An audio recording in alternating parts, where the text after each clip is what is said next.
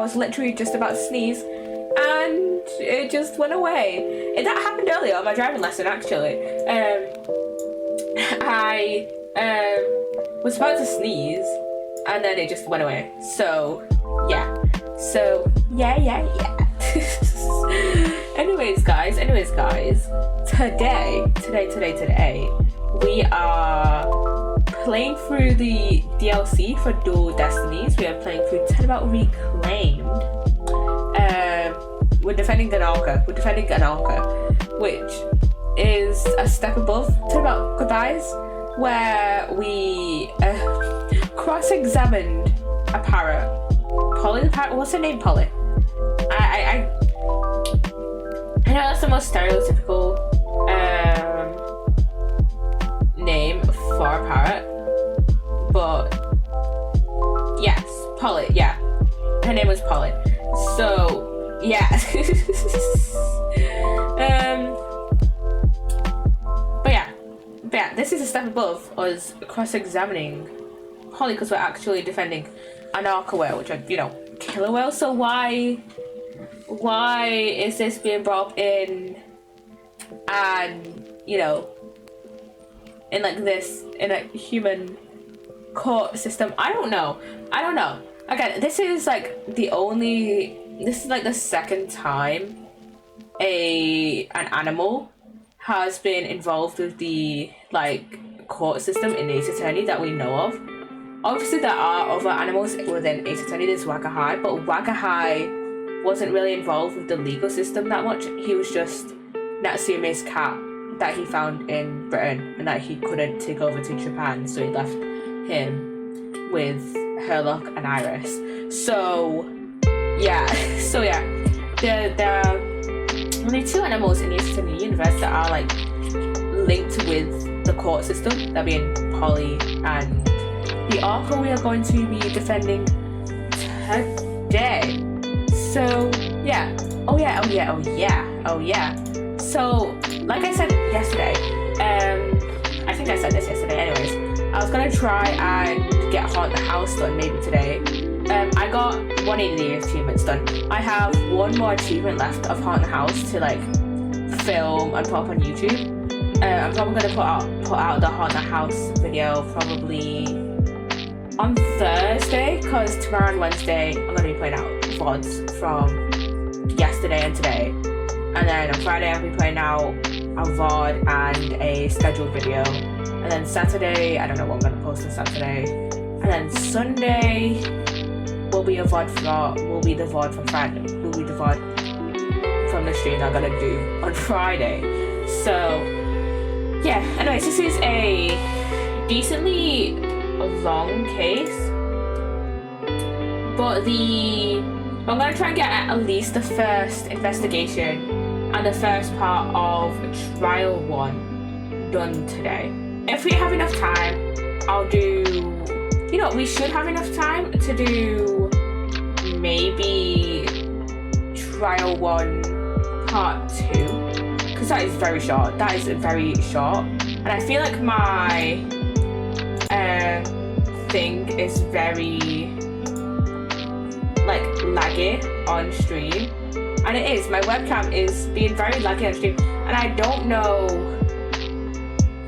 there's some parts where it's just very laggy and I don't know why. I'm looking at my stream now and it's just being very laggy in certain places. So yeah, I don't know about that. I don't know. So yeah. Also, I have this whiteboard stuck up on blue tack, and this piece of blue tack here just refuses to stick to the wall.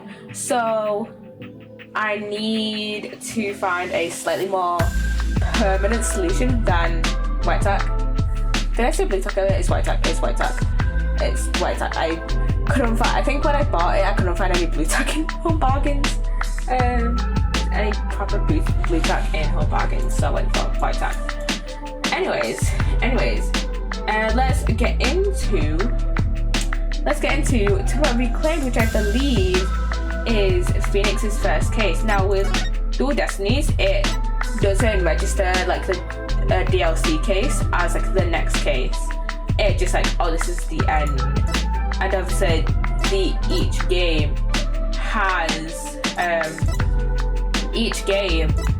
like separate save files. So it's not gonna like be like, it's not gonna say, oh, the next episode you're gonna play is episode 1 of Spirit of Justice. No, it's gonna be like, oh, the next thing you have to play is at the end of tomorrow, even though we've already played it. And just because that was our last save point. So yeah, we have to go to episodes, click on special episodes. And I really love how this is broken down. I really love how this is broken down, just because it's easier to go in for investigations and stuff. And I just want to have a look. What is the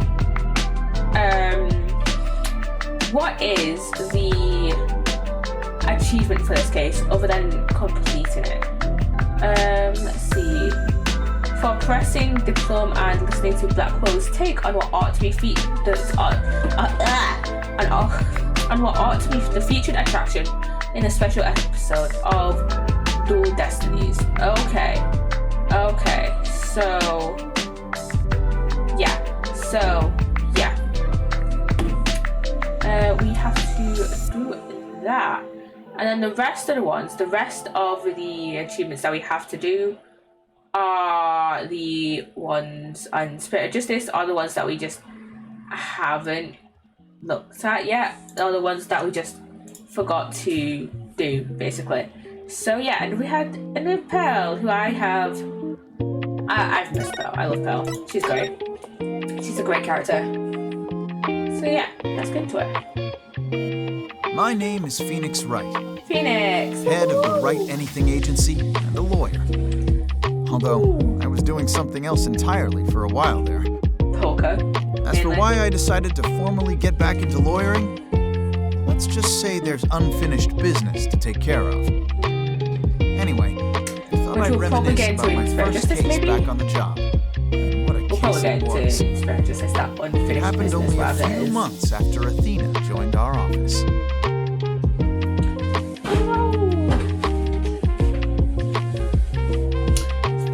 Special episode, Turnabout Reclaim. I'm messing with the pop socket on my phone. There's some pirates!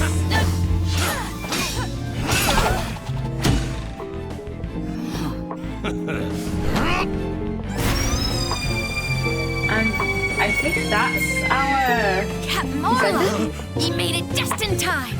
Oh.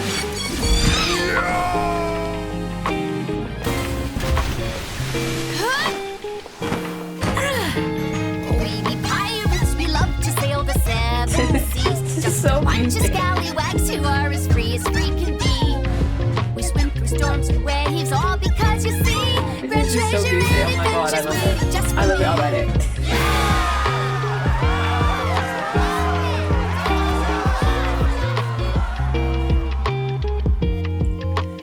This is so silly. Okay, we're in the Wright Anything Agency office. Today's my first day back on the job as a lawyer. Putting this attorney's badge on again really makes it hit home. Boy, am I pumped. Even Trucy said, looking good, Daddy. So, Athena, Apollo, what do you think of the attorney's badge? Wow, this ship-shaped aquarium show is great. I can't get enough of it. Athena, I still can't believe they showed the swashbuckler spectacular on TV. Good thing I recorded this. Now, who's ready for another viewing? You've already watched it 5 times. Let's watch something else now. How can you even suggest such a thing? This show is therapeutic. Boss here, asking you guys a question. What's so therapeutic about watching kill a whale? What? Don't you know anything? Animal-assisted therapy is an established psychiatric treatment. That is true. You're kidding. That kind of thing really exists? Yeah. It's a real thing. I've been to the aquarium myself to try it and it really helps. I still go there every now and again to further my psychology studies. The last time I went, I saw a dolphin and an orca swimming around together. It was so... Hey, do you think you could quit goofing off and do some work for a change? Look, we've already cleaned the toilet twice each. Phoenix. Hey, wait a minute. Is that your badge I see? Well, congrats on you getting your attorney's badge back. Box? The box? Boss. Thanks. Starting today, I'm officially a lawyer again. Sheesh, it took him long enough to notice. Gee, Mr. Wright, with the badge on, you suddenly look so capable. Thanks. It's not like I was some lazy bum, you know. You kind of were. Kind of. But what made you suddenly so fired up to get your badge back anyway? Well, I made a promise to a certain someone. An important promise. What could be so important? Anyway, we have 3 lawyers now, so we'd better start taking on lots of work. I'm all for that. Let's get this agency hopping. Well, we have plenty of enthusiasm. All we need now are some clients. It's been 8 years since I last wore this badge. I feel like a rookie all over again. And this just in. The owner of the Ship Aquarium, Captain Jack Shipley, has been murdered. Looks like we got our first case. The suspect in this case is reportedly already in custody inside the aquarium. Isn't that the aquarium we were just watching, Athena? It is! I can't believe it! A murder at the Ship Aquarium? Saying Ship Aquarium is gonna screw me fucking over, I'm gonna be so fucking honest. Just because of how quickly I tend to read through these silly lines. But I love that place. We need to get to the bottom of this. Really? I guess I'm in luck then. I need Phoenix Wright to say my friend. Who in the world is this? Are you a client? Wait, that costume. It looks just like... I got it. You must work at a Ship Aquarium. That's right. You may know it.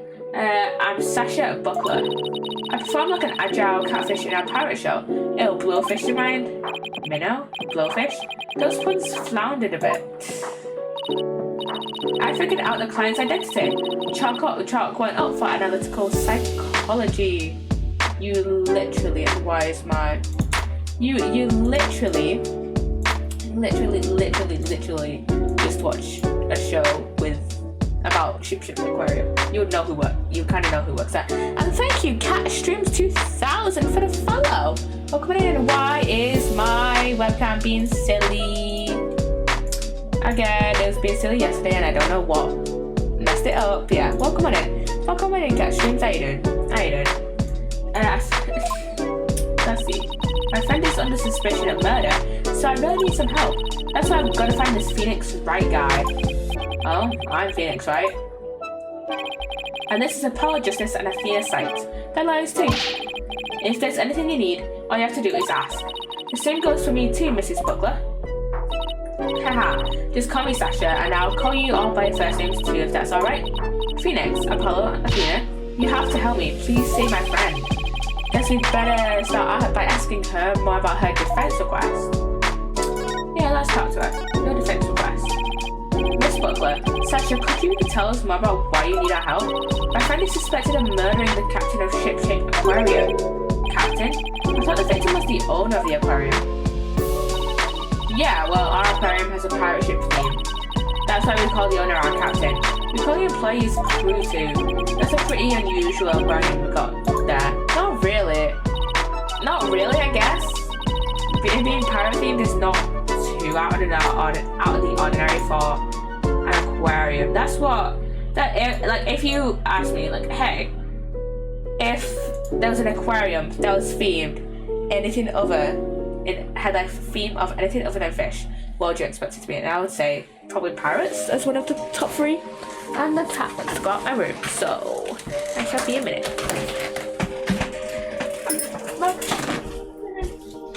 Come on in, Logo. Come on in.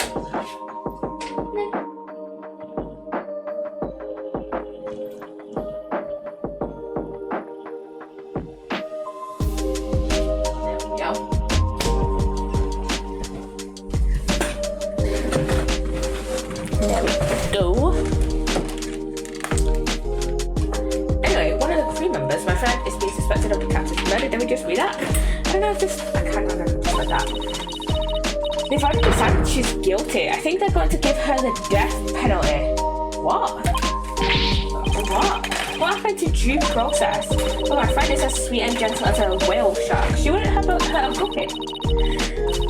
I know there's there's no way she murdered anyone, but they won't believe me. But with a name like Wright, I figured you'd be able to help Sam straight. Wait a minute. Don't tell me she picked you all because of a bad pun. Ouch, I see my reputation doesn't precede me.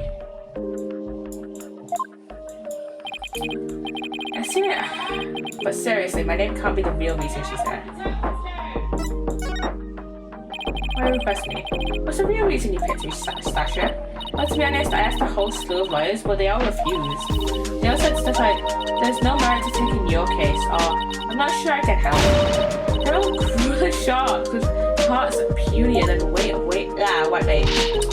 Ooh, I can really feel Sasha's frustration. There's nobody on her side, she must feel all alone. But how many people, why is this being silly? Why is it being silly? But helping people like her is the whole reason I became a lawyer in the first place. And then I heard about a lawyer called Phoenix Wright. They all said he defends clients to the end, no matter how bleak the circumstances.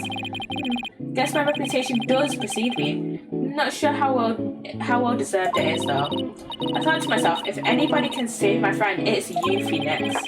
Quite a tall order there for a man who just got his badge back. But I don't want to let Sasha down, or a friend.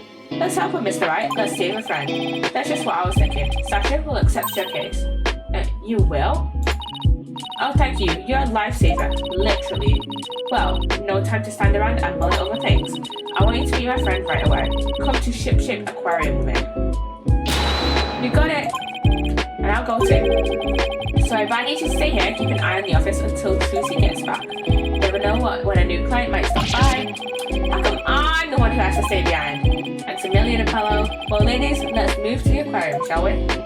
Apollo getting left behind, is it in his own balloon? Apollo getting left behind in his own bloody trilogy. I feel bad for the man, eh? So what do you think about this case, Apollo? The murder of the owner of the ship-shaped aquarium? I can't think with you looking at me so expectantly. I don't really have any ideas. I'm sorry I'm not any help. But you are a help. As long as you're the one playing officer, you're fine. Hey, there's Apollo's favorite word. It is, isn't it? I think I'll say it a few times too. I'm fine. Are you two making fun of me? Who, us? Of course not. Just yanking your chain a little. Any ideas? So, any ideas for us? Well, I think you should give that swashbuckler a video a glance. Starting to become a fan too, huh? I knew you'd like it if you gave it a chance. It's not so much that. I just thought it might give you some leads, seeing as it's the scene of the crime and all. That's a good idea. I'll take a look when I get a second. I've got nothing better to do, so maybe I'll watch it a few times myself. Apollo, are you trying to find something better to do? Wait, do we have it in our court record? No, we just have it in our... I was going to say we just have it in something else, but I don't know. Yeah, let's go to Ship Aquarium.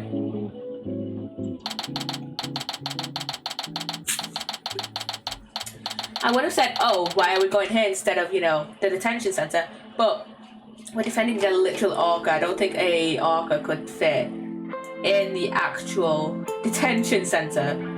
So, yeah, we are here.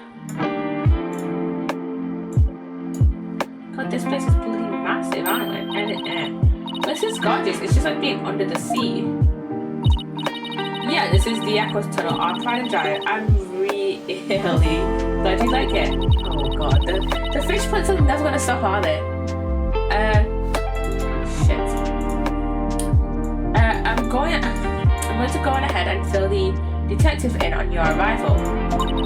Take a look around the tunnel and then come meet me at the pool up ahead on the right. Hey boss, look at this cute little fish. I bet it would be delicious grilled.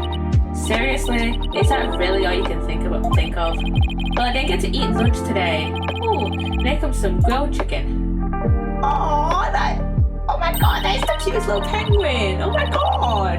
That's not chicken, it's a penguin. Come in, little cutie. Aww.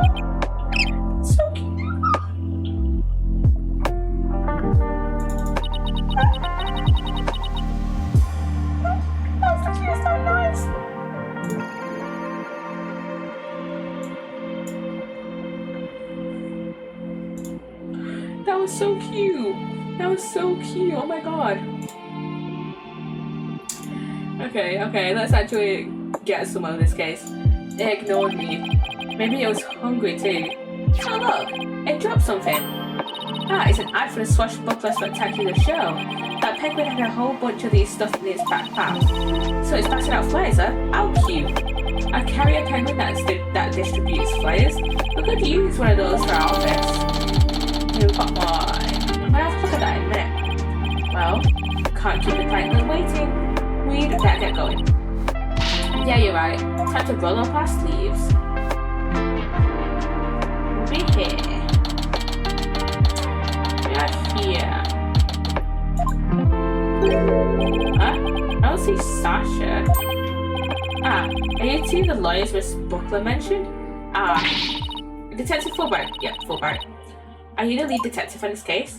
Also, at this point, this is Phoenix's first case back. So this takes place before Turnabout for Tomorrow, before we find out that spoilers for Turnabout for Tomorrow. But this is before we find out that Fulbright has been dead for like a year before the events of Turnabout for Tomorrow, and that he has been replaced by the Phantom. That's right, as long as evil exists in this world, there will be no rest for me. And here's your sea urchin like friend there. I don't believe we met. Is he talking about me? I'm the defendant's lawyer, Phoenix Wright. The land detective Bobby Fulbright. You don't usually get to see this area. It's only open now because of the investigation. You two are pretty looking to get a peek behind the scenes of an aquarium. Looking? Right. This guy is even louder than Apollo. So where is the suspect being questioned, and where is Miss Buckler? AIB me because... There she is. Shouldn't be Timbers. There be one of Dread Pirate Mustaches, Scabby Swamps. What did she say? What did she say? Scabby Swamp, yeah. History. Yeah. Scabby Swamps. I beg your pardon, I'm not anybody's swamp, scabby or otherwise. More shameless than a sea lion you be, trying to make off with me best bucker. If you want to pick a fight with us, you'd best bring along an army of great white sharks. Aww. I love her already. Sasha, what's going on here? Let me introduce you. This is the friend I was telling you about. Her name is Orca Shipley. But she only responds to Orla, so that's what people call her. I'm a trainer. She's the suspect in the murder, but she never hurt anybody. Aww, that noise she makes is so cute. She's the suspect? Yeah, thank goodness you came before they put her down. I'm really grateful to the two of you. I just know you'll save Orla. What? Don't tell me you didn't even know who your client was. And Orca is the suspect. Our client is an Orca? Is this for real? Oh, did I forget to mention that? Oopsie. That's one very big oopsie. She's so cute. By the way, what was that mustache earlier? Oh, this be part of my costume for the Swashbuckler Spectacular. When I be wearing the mustache, I'd be one of Captain Orla's swashbucklers. A transformation as dramatic as a pufferfish's? What did you say? I don't think I would even ever say that. It's a pirate-themed aquarium, so that's why Orla is wearing a pirate hat, right? Yep, she really loves wearing hats. She puts them on all the time. But her fake mustache keeps falling off, so that's a problem. I see. Why don't we start with you telling us a bit more about Orla? So you're really serious about me defending Orla? Of course I am. You're the only one who can do it, Phoenix. I heard you once question an animal during the trial, and that got your client off the hook. I mean, Polly the parrot. No way you did that. I might have tried something like that at one point in my career. Oh, you're gonna have to tell me about this later. I'll ask Apollo for all the juicy details. When I heard you didn't discriminate against aminos, I knew you'd could hear me out. And I have to warn you though, I don't know anything about orcas. I mean, they don't eat people, do they? No. She wouldn't eat someone, she wouldn't. Yeah, I think I hate a man. I wouldn't have you talk that way in front of Orla. Orcas have feelings too, you know? Yeah, boss, they have emotions just like we do. Sorry, is anger the only feeling I inspire in women? Probably. No, she's so cute. Don't worry, she says she's forgiving you. Besides, orcas are very picky eaters. Orla here only eats fish. The captain went to feed Orla this morning and then he was found dead in this very room. Could you tell us more about his death? So the owner of the aquarium, Jack Shipley, was discovered murdered. Yeah, it was about 10:10 this morning, just after the aquarium opened. A visitor was viewing the orca pool from the visitor's corridor and screamed. The orca pool is this tank here? Yeah, that's right. This pool was built so that guests can see into it from the corridor on the first floor. The security guard and I heard the scream and came running into this pool room, where we found the captain dead at the side of the pool in his swashbuckler costume. He was as big and tough as an old crocodile, Captain. I still can't believe he's dead. Mr. Shipley was very important to you, wasn't he? Sorry, I didn't mean to get all sad goldfish on you. Sad goldfish? Okay, time to step out of it. Well, it's short. When it's showtime, it's time to smile. That's what the captain always said. Reminds me of something Mia said not too long ago. By the way, do you know why exactly Orla is being accused of the crime? Yeah, why is she being accused? Can you think of any reason why Orla would come under suspicion? Please think Orla went berserk during practice for Swashbuckler Spectacular. But Orla would never do anything like that, right, Orla? I love her. I love Orla. I love Orla. Oh, look at that face. Just look at her face. Isn't she adorable? The charges just have to be false.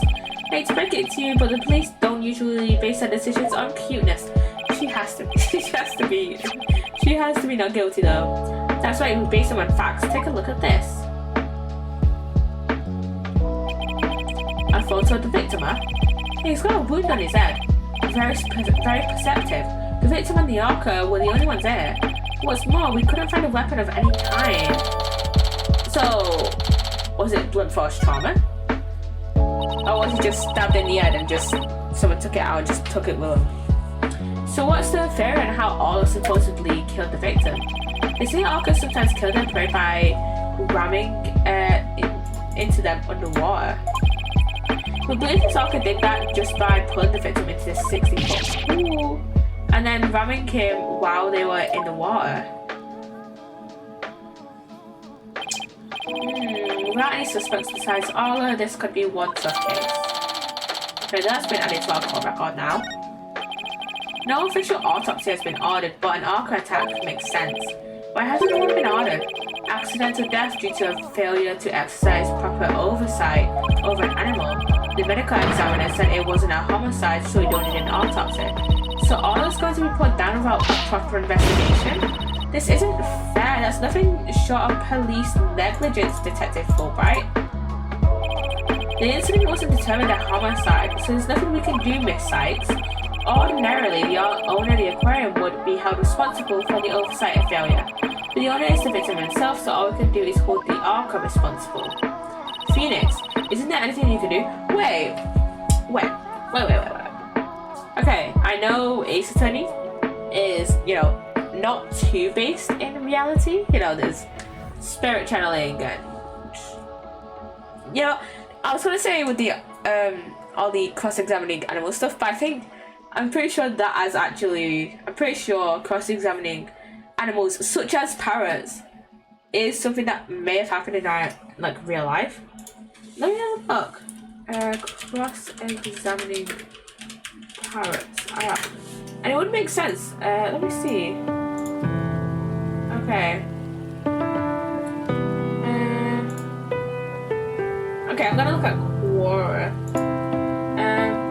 Okay, in general, animals including parrots are not considered competent to testify in court.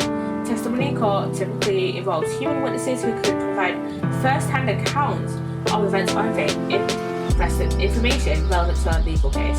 This is on a Quora form, by the way. You can just look up if you look up what I looked up, which was cross-examining parrots IRL. Animals do not possess the ability to understand legal proceedings, take oaths, or communicate in a way that would be admissible in court.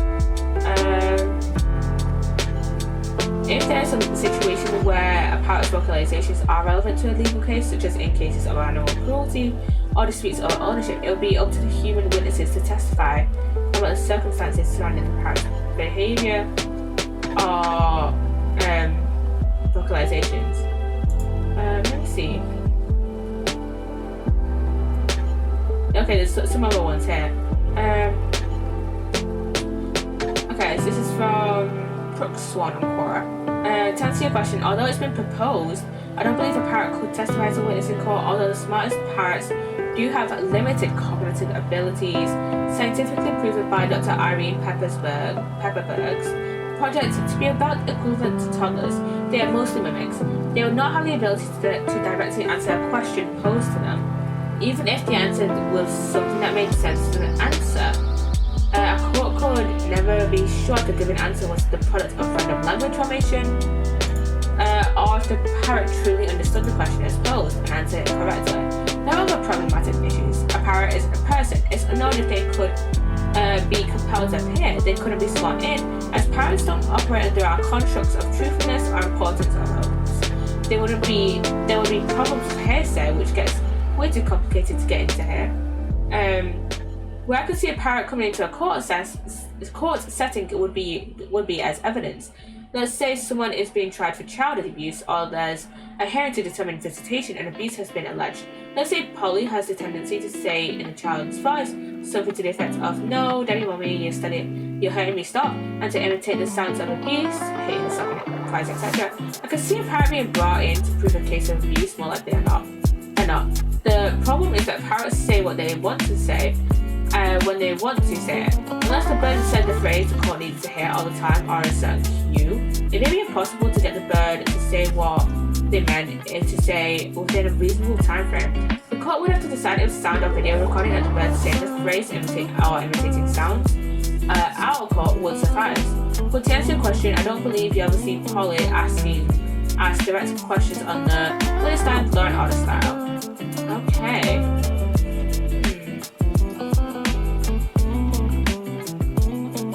There's a BBC article here though. Paris Winner's case. Michigan's woman guilty of husband's murder. I'm gonna have a look. Oh, okay. So this is basically just saying that, similar to what that person was saying on Quora, that more being used as evidence, I'm guessing. Because it says here that the parrot repeated the words "don't shoot" in the victim's voice. So yeah, less testimony, Phoenix Wright-esque, and more just evidence because they're repeating things that they've heard and mimicking voices and such. Phoenix, isn't there anything you can do? They're going to put Orca down. Sacha and Orca are depending on me. I want to do everything I can to help them. But how do I help Orca? Wait, yeah, I can do this. I can defend her in court. I'm going to back now, so I know exactly what I have to do. I'll defend Orca in court. Huh? Even an Orca deserves a fair trial. If the one responsible for Orca is dead, then I'll take responsibility for her. Okay. I know that usually in Phoenix Wright cases that, we get the defendant off scot-free, but Phoenix, please. And why is my camera being so silly yesterday and today? What? I guess doing crazy things just once you knew a career wasn't enough, eh?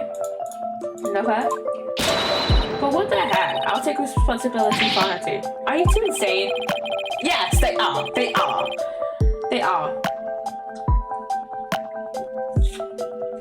This is a case of accidental death caused by an animal. It's not a murder case. We've no evidence of foul play, this case will never go to court. Then let us investigate the crime scene. If we can prove this was a murder, we might be able to take it to trial. Then Orca would certainly need the help of a few good lawyers. I guess so. But who's ever heard of a trial for a killer whale? Just because it's never been done before doesn't mean we can't do it now.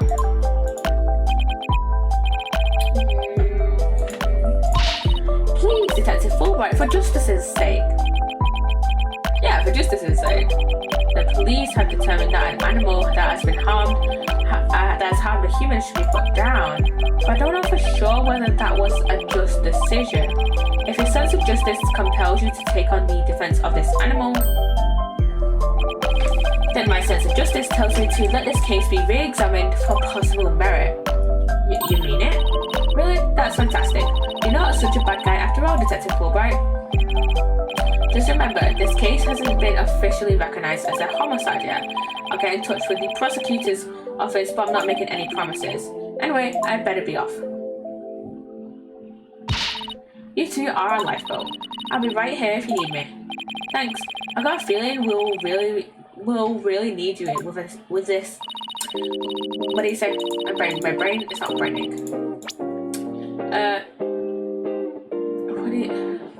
We'll really need your help with this investigation. We're still not sure if it'll go to trial, but when? I didn't even finish reading that. And plus, all us lawyers will do everything we can to get this case into court. We'll need a prosecutor to make an indictment, so to find enough evidence to prove it's a criminal case. There just has to be something that shows the culprit was somebody other than Orca. Detective Fulbright said there was no weapons in the area other than her, so we'd better look for something to prove him wrong. I better make a note of that so I don't forget. You sure are organized, boss. Maybe I should get a notebook on my own. I just like to jot down notes on the case in the court records as I go along. Okay, so we've got like a few little tutorial bits for, I'm guessing anyone who played the DLC case first before playing the rest of Dual Destinies, which is like, it's kind of understandable that they introduced the note system. They like reintroduced the note system because someone might be playing this like chronologically or some shit, and I think the note system was only introduced in about Academy, I think. So yeah, and why is my webcam being so silly? Why is my webcam being all silly?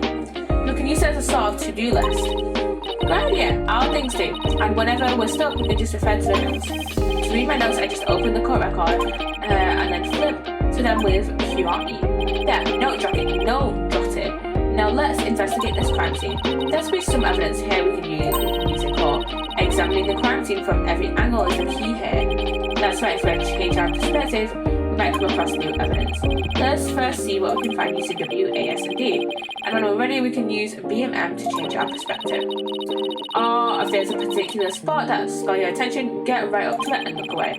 Like that outline of the body in the far right over there. Of course, talking to everybody involved is one of the keys to good investigation. Exactly, and if we present items to people, we might learn more. Right, it all boils down to thorough legwork. Well, let's get started. Okay. We've talked to Sasha about everything. So let's examine the outline first. Can we? So if I were to get a good look, I better get a little closer first. Ah, okay. So move away here. What a mess. What's all this stuff that's over when the victim struggles with this killer? It's possible, but it would be hard to prove. Let's take a closer look, shall we? I'll look at these first. This first. So this is where the body was found, huh? And if they suspect Orca, maybe they found some evidence of an attack on the victim.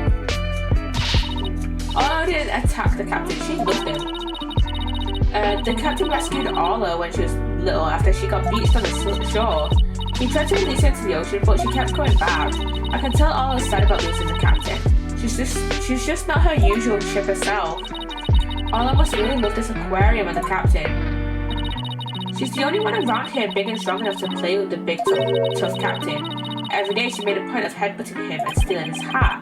Yikes, I guess you weren't kidding when you said the captain was a really strong guy. Okay, let's fully examine over here then. Look at all this stuff scattered everywhere. I see some swords. I wonder if they have anything to do with the case. They're made of rubber. I doubt they could be used as a weapon. But I bet if somebody got whacked with one, it would sting quite a bit. Yeah, I guess it would. But I think I could stand the pain. Yeah, good for you. Oh look, there's a blow-up dolphin and an actor too. Mister, right, are you even listening to me? Stop looking at those toys. Yikes, this one caught red-handed.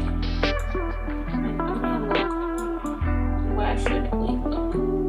Okay, there's nothing else to look at over here, so go back and change our perspective again.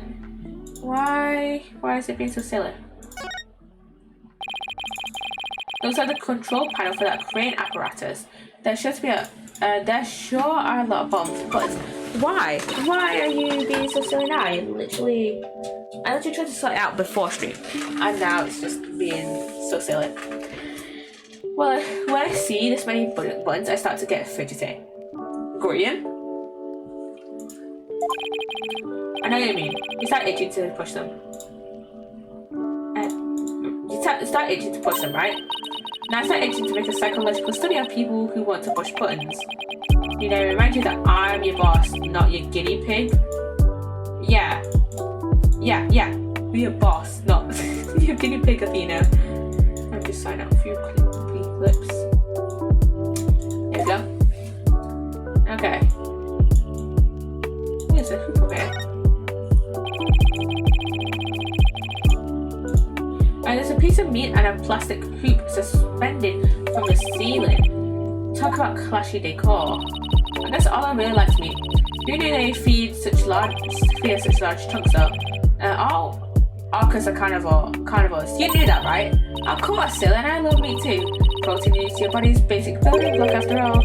But that meat is made of rubber. I doubt Orca could really eat it even if she wanted to. You mean to tell me she jumps all the way up then? Doesn't get a reward? That poor girl, after all that effort, they tried, fucking half-log dogging her. I don't think Orla is as dumb as you think she is. Let's see. Okay. Oh, that's it. It doesn't look like the ladder goes all the way down to the bottom of the pool. There's usually water in the pool, so it doesn't need to. So apparently the pool spans 2 whole floors. Ordinarily, visitors only get to see what they can from the first floor. Today, it said on TV that they sometimes give behind-the-scenes tours. Sometimes it sounds like the Swashbuckler Spectacular show you recorded is really coming in handy. Yeah, I guess so. That's bloody massive, isn't it? Yikes, look at that huge octopus, and it's got one of its tentacle things destroyed. Like snapped off. That must be a show prop too. One of its legs is missing now. Wouldn't it be excited to take on a huge enemy like that? I'd like to give it a try myself. As a lawyer, that is. You know you have an insufficient number of limbs to out-object it, right? I feel like Phoenix has done for bigger things than that in Marvel vs. Capcom 3. Correct me if I'm wrong, but I do not know what characters are in Marvel vs. Capcom 3, but probably something larger. Hey, look, there's an apparatus here to hang from. I don't think it's for people to hang from, and it looks more like a crane to move things with. So what Sasha was hanging from it during the Swashbuckler Spectacular. I bet there are all kinds of ways to use it, not just move things. Come on, boss, try to think it outside the box. If you try to say I have a narrow-minded view of things, sounds like a certain other person we know.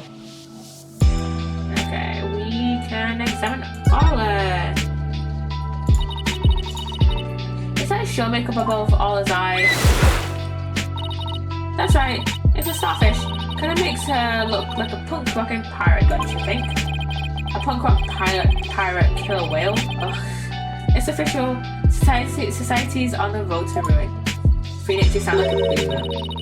Well, I think Orla is one hot rockfish.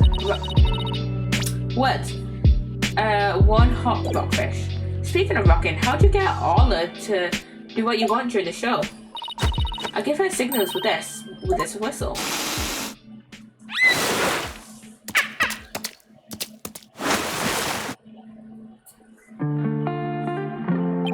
Oh, but I didn't hear anything just now.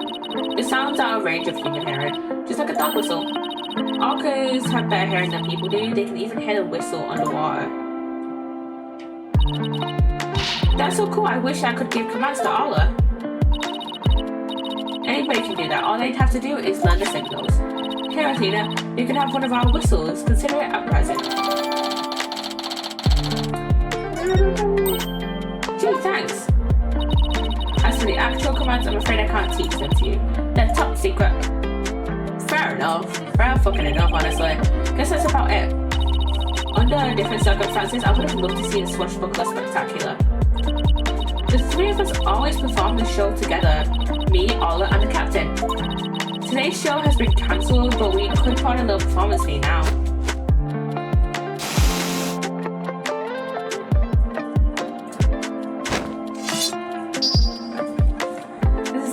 This is gonna be fun. You know? We've been camping on Orla's Swashbucklers, me Buckers, we love to sail 7 seas.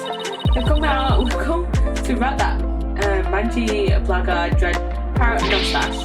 I've asked, there he be even Mustache himself, prepared to feed the fish. Am I playing the role of Mustache? Well, Stash has a stash and you don't, so I guess so? With your water cannon cap in and spare no water.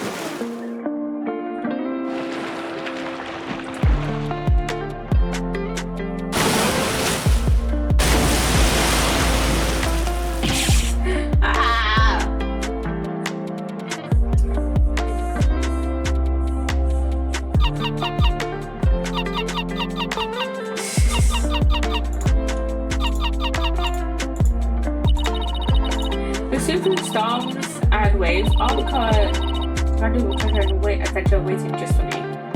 Okay. Well, that was awesome. Your performance packed quite a wallop. Yeah, I for one feel like I took quite a beating. Sorry about that. Kind of a show without a bad guy role, right? But singing Orca, it must have been tough to train her to do that. That's Orla's best trick. She can only sing one song though. Well, she's still got one up on a pianist who can't even play one song. Yeah! Phoenix was a pianist for 8 years and he didn't learn one song. How shit of a pianist can you be if you can't learn one song in 8 years? Well, now that we've had a taste of the show, we'd better do some more investigating. Good idea. Let's go to the Aqua Tunnel. Okay, I guess we already checked this out, but you know how we give it another look. Okay, I want to examine more things in it, because this is cool.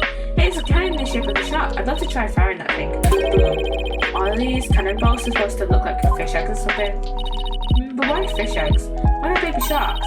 Think about how crazy it would be to have sharks go flying through the air. Watch their thrilling life or death struggle as their little tanks fight to stay alive out of water. I can see it now, the drama, the mayhem, the whirlwind of teeth. As a tornado of sharks, not even Hollywood could conjure up something that insane. Well. Oh look, there's a ball in the water. Is that a prop for the show? That's one of Orla's toys. She plays volleyball with it. It's usually in the bin. Guess I must have forgotten to put it away yesterday. Wow, I wish I could play volleyball with Orla. You have as much fighting you as a mean old lobster. I like it. There are many people who want to be on the receiving end of Orla's fastball. Her fastball? Yeah, she likes to be naughty and slam the ball into things around the pool. You should hear the sound that ball makes when it crashes into stuff. Well, maybe some other time. She suddenly went from fighting lobster to reluctant hermit crab. Let's go. Let's go. Put that. Wrong place. Wrong fucking place. Wrong place. Well, actually, wait. There's an achievement here.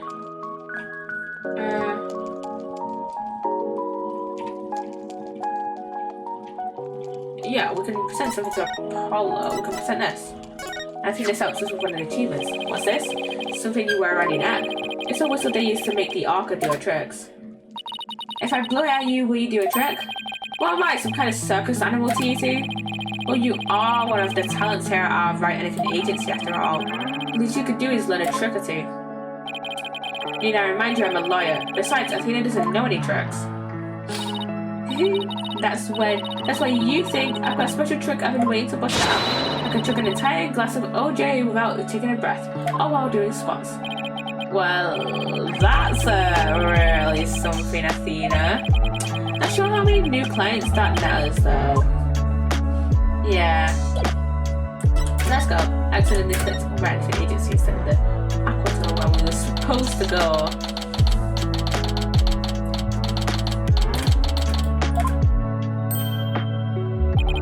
So you're all done investigating the pool already?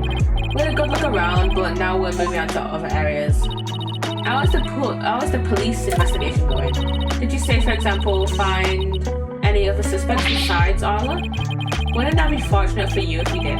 But no, I'm afraid not. And even more unfortunate for you. I'm afraid we found decisive evidence of the Orca kill. What? Please tell us more, detective. What's the decisive evidence? Don't hold it out on us now, Detective Fulbright. I'm very sorry, but I can't share classified information with the defense, especially not security footage that shows the moment the Orca attacks the victim. Yep, I'm to personally see to it that this baby stays safe. It'll never leave my side. Excuse me, but there's a call for you, Detective. I'll be right there. Sorry guys, you know how it is.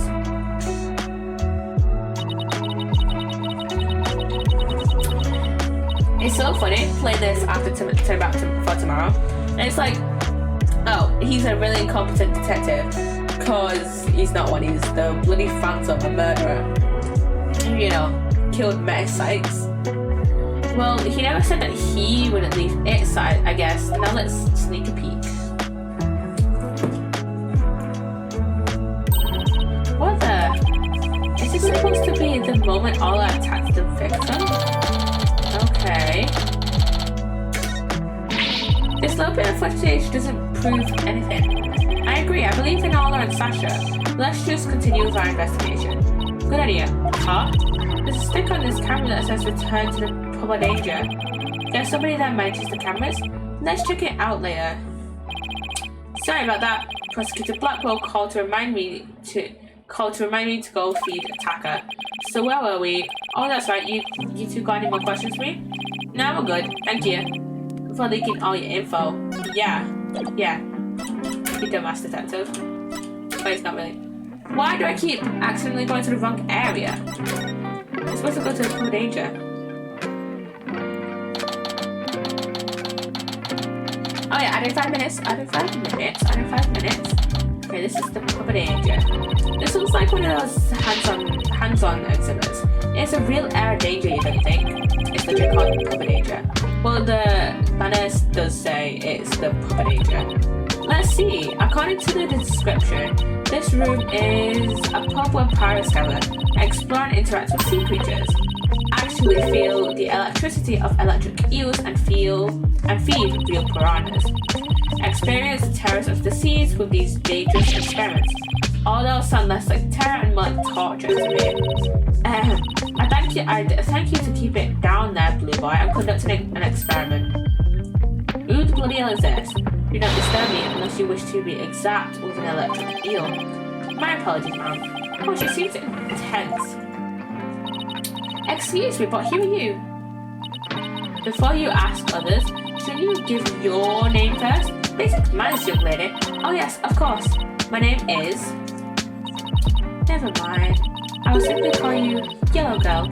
It's easier that way. I am Nova Diplom. I am very interested in ship-shaped aquarium and I'm a frequent visitor here. Well, I don't want to be Yellow Girl. You think I want to be called Blue Boy? FNAF reference? No. There's no FNAF character called Blue Boy. What am I thinking of? Blue Boy.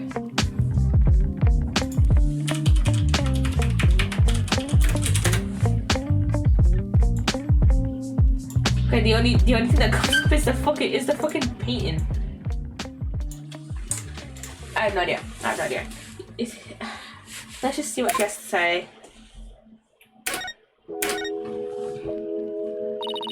You say you're interested in the aquarium, but you don't look like a staff member. Because you just said she's a frequent visitor, you dumbass. Let's see, I got it. There's someone completely unrelated to this aquarium. That's some deductive reasoning there, champ. I'm a visitor, a patron, a customer, I guess. And what might you be? I'm not a what, I'm a lawyer. And that's what I was gonna say. And I run a law office. Well, whatever you are, I don't have the slightest interest. Just who does she think she is, boss?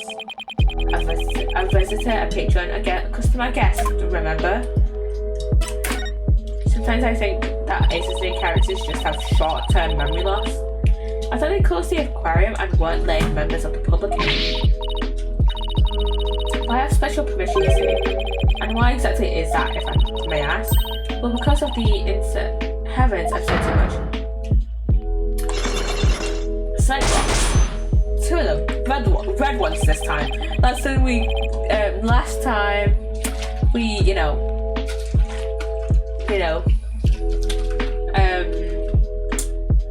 saw Cyclops was Athena's in Turn About for Tomorrow, actually. They're black ones. So, yeah. But the red ones, much easier to crack. We can get these done in this investigation, surely. I remember this. Cyclops. Psychedelic rock. Cyborg clocks. What? No. Cyclops is the power of this magatama.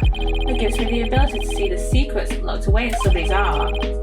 If I can remove the locks, I can uncover their secrets. I didn't know you had a magical item like that. It looks like this lady knows something about what happened. I just used my magatama and do a Cyclops.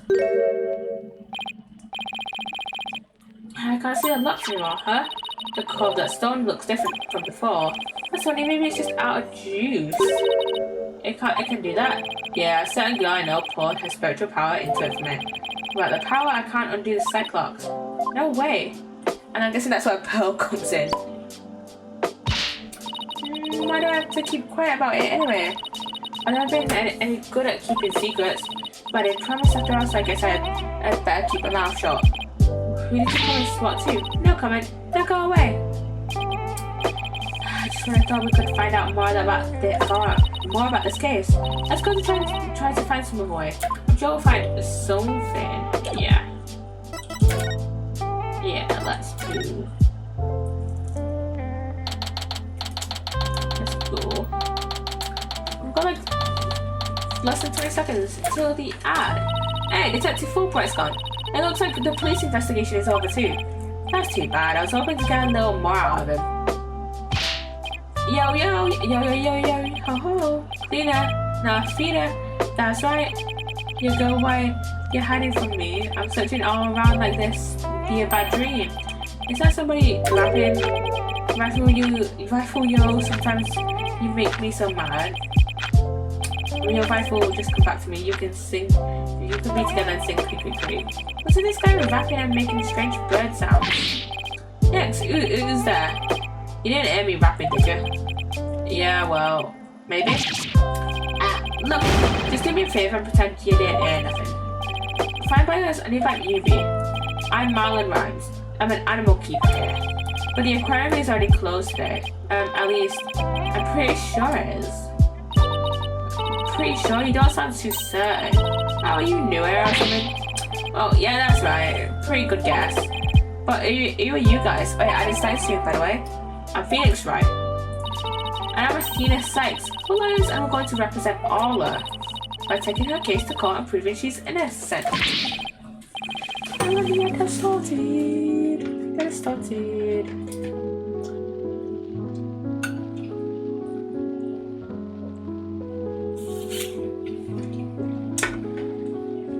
Yeah, I'm gonna try and get this investigation done and then maybe the first trial done. We'll see.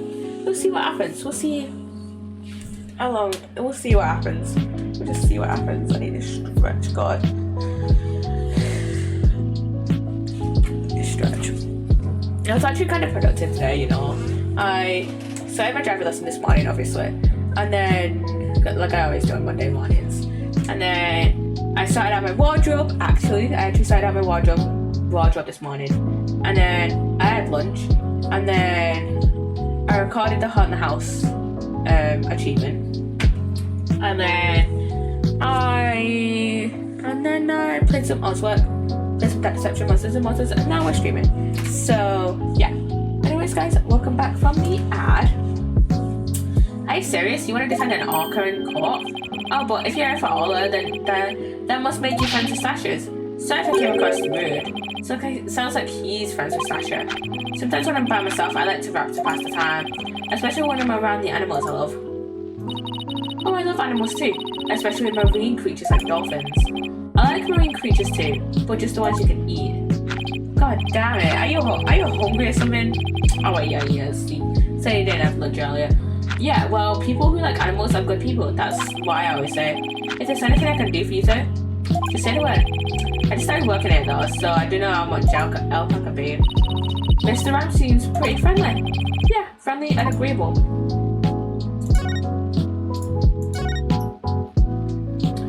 So, what exactly do you do as an animal keeper? Mainly I clean the place and feed the animals. Wiping all this glass takes forever. Oh god. Wiping just the glass of the aqua tunnel must take literally all day. Like all your shift. I can imagine. This tunnel alone must take most of the day. Yeah, that's what I said. I also prep the food the animals eat. That's the hardest part of them all. You mean it's really difficult to get the hang of? Nah, I mean, I'm a vegetarian, so cutting fish and meat and stuff freaks me out. Now that's something I never expected to hear from a pirate. Okay, do you know anything about the murder? Do you know anything about the incident that took place this morning? Yeah, one of our guests saw what happened and started screaming. I came running by, but at the time I got there, I couldn't see the Orca or the captain. Speaking of the captain, what was he like? Like a strong captain who could turn a wild bunch of ruffians into some great pirates. He always treated us fairly and equally.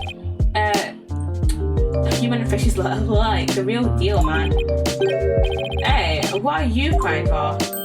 Yeah, what's going on, Athena? I'm not crying, it's just I can feel it in your heart. I can feel your heart crying, that's all. Girl, what you talking about? Girl, what you talking about? I'm not crying either. Because someone mentioned that his eyes are puffier than a pair of pufferfish. I bet Sasha and our friend and our vet, Dr. Crab, are even more upset by his death. Vet? This aquarium has a resident vet?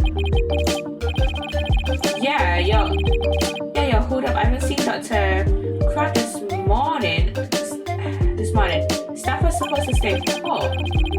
The night shift has been on duty since last night, but they won't let us go home. Sasha even had to get special permission to go out looking for a lawyer this morning. We haven't seen anybody who looks like a vet.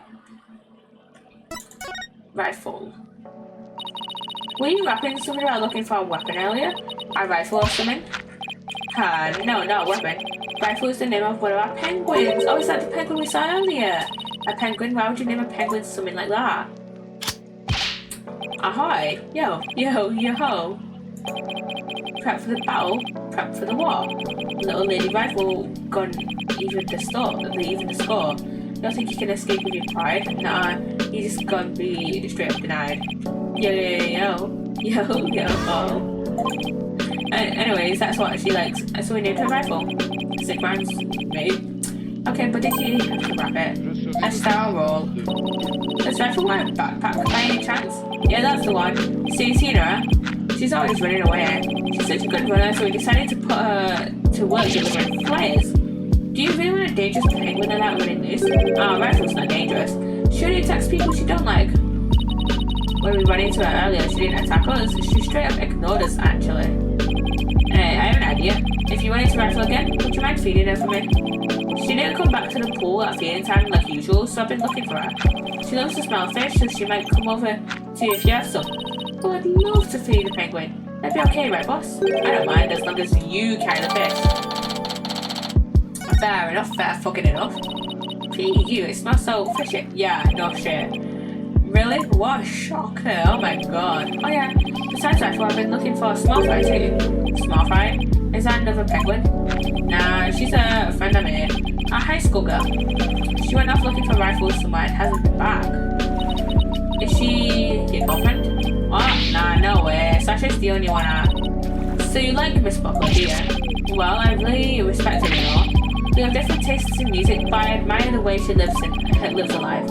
It's not like I like her, it's more complicated than that. I'm pretty sure that all adds up to like. She tries to put a brave face, but I think the captain's death is hitting her hardest of all. After all, it was a human show partner that got killed by that Orca. So you think Orca really did it? Well, I can understand how Sasha feels, but she's the only one of us who doesn't think the Orca did it. Oh, I see. I can say it's easy to believe in somebody who can't even speak up for herself. Anyway, let me know if you see Rifle or Small Fry, okay? Small Fry said she was gonna go check the Orca pool. Maybe we'll head back there then. Yeah, okay, let's go to the Orca pool then. And we didn't even decide where to go. Okay, we're in. Huh? There's something on the left side of the pool that wasn't there before. It looks like an electronic sword. Hey, you're back. Hi Sasha, what's with this strange sword here? Oh, that's a walkie-talkie. It's probably Rifle's. Rifle can use a walkie-talkie? She's always running away, so we attach the walkie-talkie to her. If we can hear the sounds around her, we can usually guess where she is. But now she drops the walkie-talkie on the floor. Everyone in the crew has one too, so we can communicate back and forth. We can use them to broadcast to specific parts of the museum. Cool. Okay, that's been added to our court record now. Well, if Rifle's walkie-talkie is here, then Rifle might still be here too. Rifle, come on, wherever you are. And there's Orla. Eek.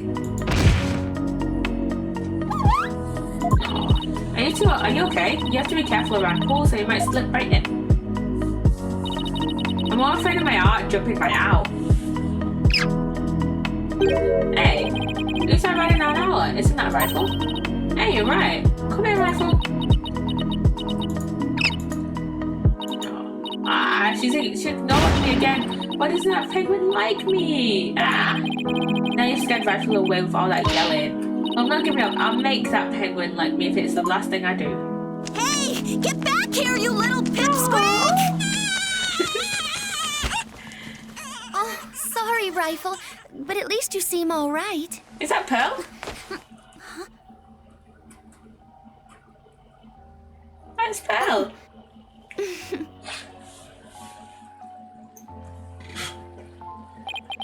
Hey, it's Pearls? Oh, Mr. Nick, I haven't seen you in ages. Could Pearls be the small fry Mr. Rhymes was talking about? Congratulations on your return to lawyering. I've been thinking about stopping by your office for a visit to congratulate you. This is Pearl Faye. I call her Pearls. She may dress a little funny, but that's because she's a spirit medium. A real prodigy with great power at that. I've known her since she was a little one, and she sometimes comes to the office to visit. She's just a little older than Trucy, so she's been like a big sister to her. I guess everyone here knows Mr. Nick then. He's such a nice guy, don't you think? Is she trying to be my big sister too now? Hello, Pearl. What are you doing here, Pearls? My summer camp is here at a free field trip. I've never been to such a big aquarium before, so I was really looking forward to it. But then that incident happened, and the police just finished questioning me. Oh, I see. Mr. Nick, there's a lady next to you. I'm Athena Sykes. I'm a new lawyer at the Right Anything Agency. Oh, how would you do? My name is Pearl Faye. My cousin and my friends call me Pearly. Pearly, it is then. Nice to meet you. So, how did the two of you meet? Well, you know how I used to travel to Europe to study their legal systems, Pearls? I met Athena on one of those trips. Oh. I don't think we ever knew how. I think this is the first time we ever actually learned of how Phoenix met of how Phoenix met Athena. We already know how Phoenix met Pearl in the Right trilogy. So tell me more about how the two of you met in Europe. And I thought I was supposed to be the one asking questions here. A long time ago, Mr. Right helped me out of a difficult jam. That's when I started thinking about becoming a lawyer like him. So you're like a mentor, huh, Nick? Yeah, something like that, I guess. Mr. Right is the whole reason I am who I am today. He was the one who told me my knowledge of psychology could help people in court. Gee, Mr. Nick, it looks like you've become a real adult since the last time I saw you. I've always been an adult the entire time I've known you, Pearls. Yeah, exactly. Well, would you look at that? Rifle loves you. She sure does seem to be attracted to Pearls. I'm so glad she likes me. Penguins are so adorable, aren't they? I even bought myself a little penguin calendar here at the aquarium gift shop. I have it hanging from my back already. Oh, how cute! A calendar in the shape of a penguin. That calendar is a real hit with our female visitors. I even have one myself. The rest of the staff thinks it's too cutesy, because it doesn't really fit the whole rough and tumble pirate image very well. But why does this calendar smell kind of like fish? What do you mean, Mr. Nick? Please, don't be rude. I've got pearls, man. Can I put it into our court record? Rifle. So you were looking for a rifle too, huh? That's right, I tried to help Mr. Marlin, the animal keeper. Come here, Rifle, come on. She went towards Orca instead. Why can't I get Rifle to like me? Maybe you should quit chasing after her with that style of yours. Mr. Nick, how could you speak to a lady so rudely? I've got pearls, man. Again. Why don't you try to get Rifle to take some food from you? Oh, great idea. Now, just a thing to present her to.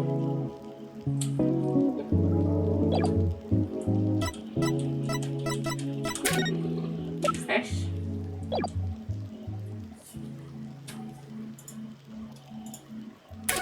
Fish. Where's our fish? There's the fish. There's the fish. Rifle, I have a present for you. It's chock filled with love. There you go. Nah. Hey, all that ate my love-filled fish. At least it looks like she enjoyed it though.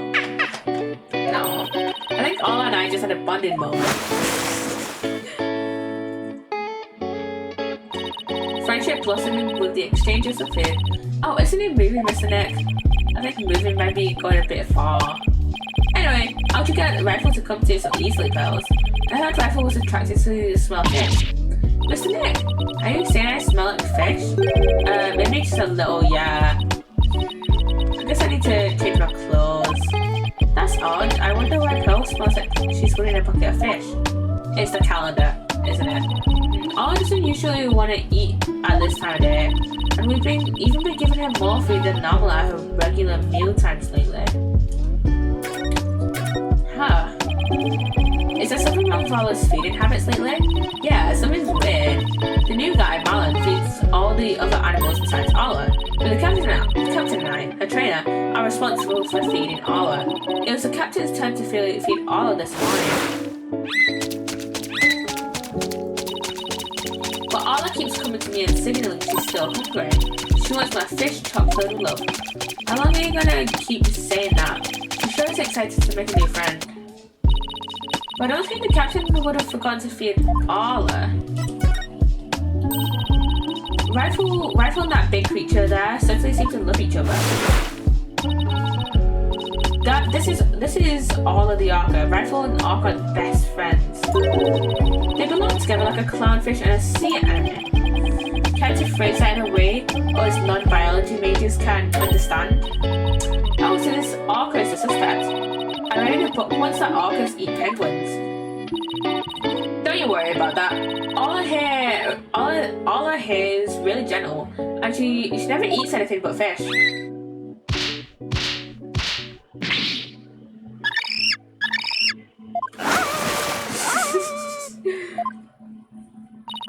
She's an old sweetheart. As a matter of fact, she even tolerates Rifle picking on her.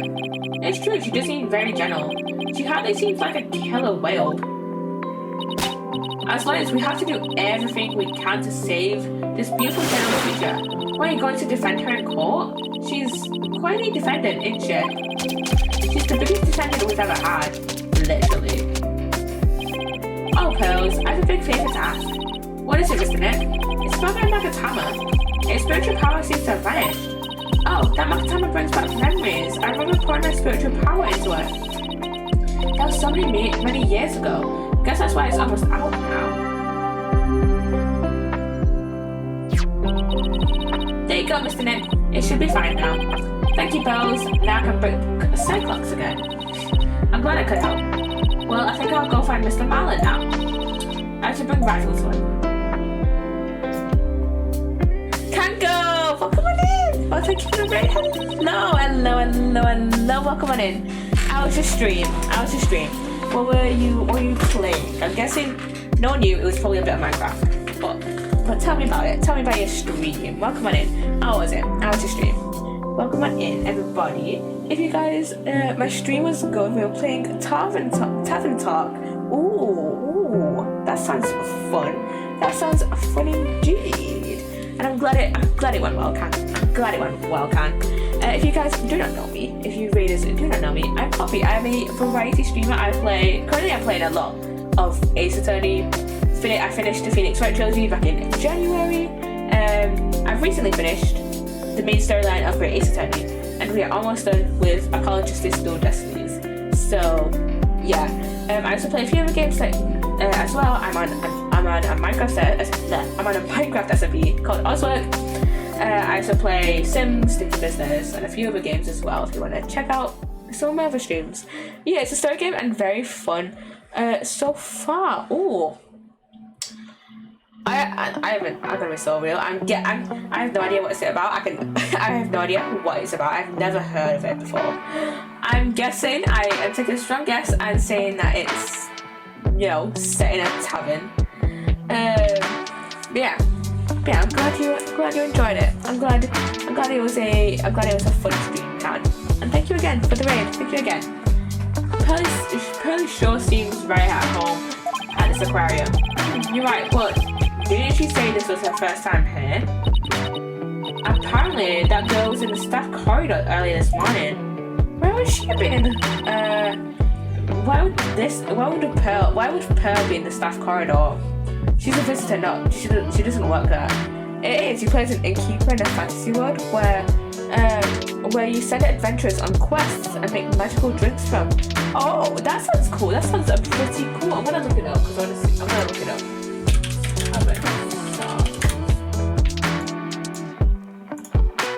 Oh, this looks cool. And it's a visual novel, so probably right place coming from you reading over from one visual novel to another. But yeah, it looks like a very cool game, Can. It looks like a very cool game. That's why the detective was questioning her. What was Pearls doing in the staff corridor? I don't know. I thought she was Marlin's friend does summon. The staff corridor, huh? Something about that doesn't sit well with me. Okay.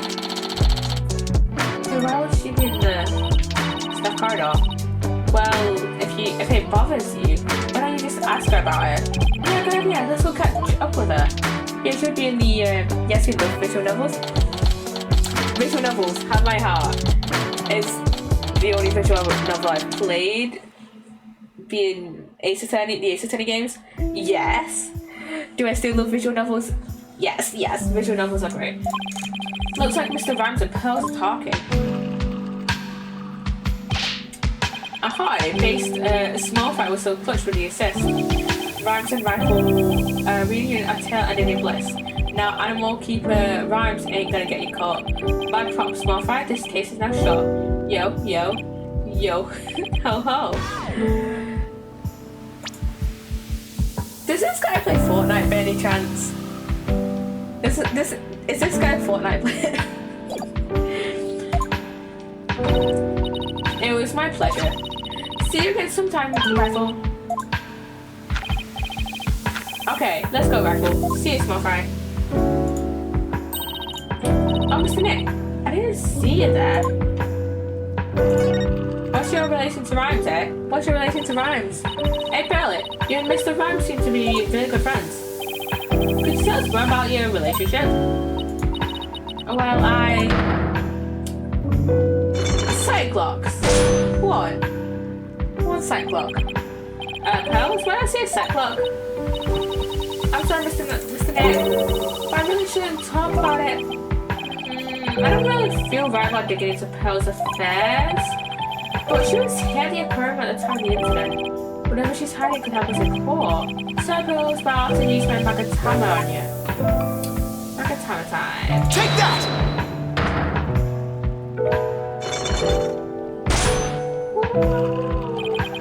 A Cyclops. A lock on a person's heart that only I can see. The deeper the secret is hidden, the more locks there will be. Pearls only has one lock, so I should be able to undo it fairly easily. But if I make a mistake, I'll be locked in a loop and won't be able to move forward. Okay, time to give it a try. Okay, let's go. Pearls, you have to tell me about your relationship with Mr. Rhymes. Relationship? There is no relationship between Mr. Marlin and me. We're just a visitor to the aquarium and an animal keeper at the aquarium, that's all. Well, there are areas where ordinary visitors to the aquarium don't get to go. You were here before the incident occurred, weren't you? You were in the staff corridor. Take that! Which is suspicious. Yeah, that's right. But how would you know? Someone told me you were there. I got confused and went the wrong way. I didn't know it was a corridor just for staff. That's all it was, Mr. Nick. It didn't have anything to do with Mr. Marlin. Sounds reasonable. I guess I better move on to my next topic.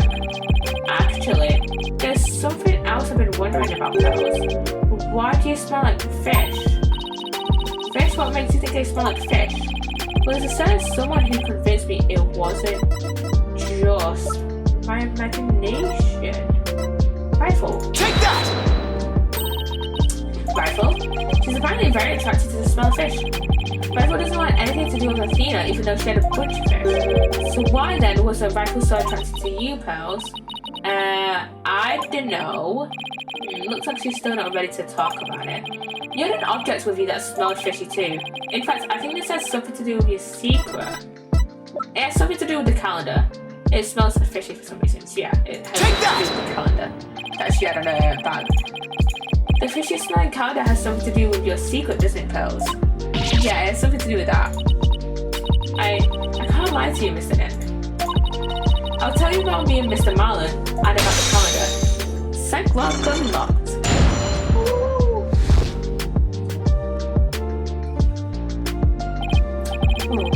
It was only one lock, but it sure took some work. Yeah, what's your relationship to Rhymes? You told me about your relationship with Mr. Rhymes. I became distracted by the gift shop almost as soon as we got to the aquarium. Before I knew it, everyone else had moved on and I got lost. I was so embarrassed to be lost at my age. Oh, Pearls, I know big crowded places are hard for you. I sort of panicked and went down the wrong corridor. You know, it's understandable that she would get lost. She was raised in, she was basically raised in solitude in like Koran village for like half her life. So wait, how old is she? She's like a teenager. She's 17. Okay, so she was like basically stuck in Koran. However the fuck you pronounce Koran? How the fuck? I just my real name. Fuck. But yeah, she was stuck in Koran village, by herself basically. Not by herself, but like she was stuck in Koran with like no friends other than her family and everyone else that lived in Koran for like 8 years of her life, and she doesn't really know. There wasn't really like in Koran village. Didn't really have like aquariums. It wasn't like a big city. It was a village. So of course she would get lost in like a big place like an aquarium. An aquarium that she's not used to being at because there's no aquariums in Koran village. I ended up being in the food prep room, and that's where I met Mr. Marlin.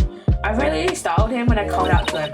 He jumped so much he startled me too, and I lost my balance and fell down. Oh, Mr. Nick, I spilled so many fish all over the floor. I guess that explains why you smell fishy, pardon the pun. Yeah, and my calendar fell off my back and got buried in all the fish too. But it doesn't explain why Pearls wanted to keep it a secret. Yeah, why'd you hide it? Why did you want to hide your meeting with Mr. Rhymes? Well, they wanted him to get in trouble over feed sanitation regulations because of me. And Mr. Mullen said he didn't want anyone to know he was in the food prep room. Huh? Why not? What was he doing in there?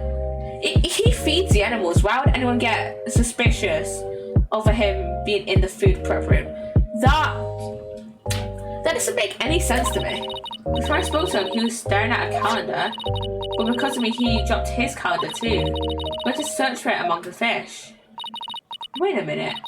This calendar of yours, it already has writing on it. It does? But I didn't write anything in it yet. There's something written here under today's date. Meet the captain at the Orca pool at 7 a.m. Maybe my calendar and Mr. Mallon's got mixed up. Pearls, about what time did you run into Mr. Rhymes? I think it was about 10:15 when he had the info desk announced that I was lost. So I must have first gone into the prep room at about 10:10, which is that the time of death of the?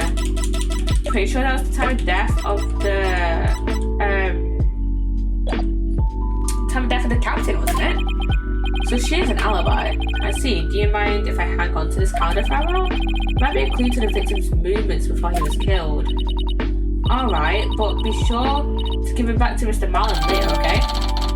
Okay, that one is Rhymes. Rhymes. Good. Now maybe I'm ready to remove Mr. Plum's Cyclops too. Okay, let's go back to, what was it, the pub of danger? Let's go back to the pub. Let's go back to the pub. You people again? You're becoming quite the nuisance. If that veterinarian won't come out, then I might just have to give up and leave. Veterinarian? Is that the Dr. Crab Mr. Rhymes was talking about? You are correct. He likes to shut himself up in that back room there and won't come out. But I don't think he's even in there today, so I'm about ready to go home. She sure seems to know a lot about the workings of this aquarium. And maybe a little something about the incident this morning too. Mr. Wright, this is no time to be standing there thinking to yourself. It's time to put your psychedelic clock skills to work and uncover a secret. That's psych clock, Athena. Psych clock. Take that! Tabba time.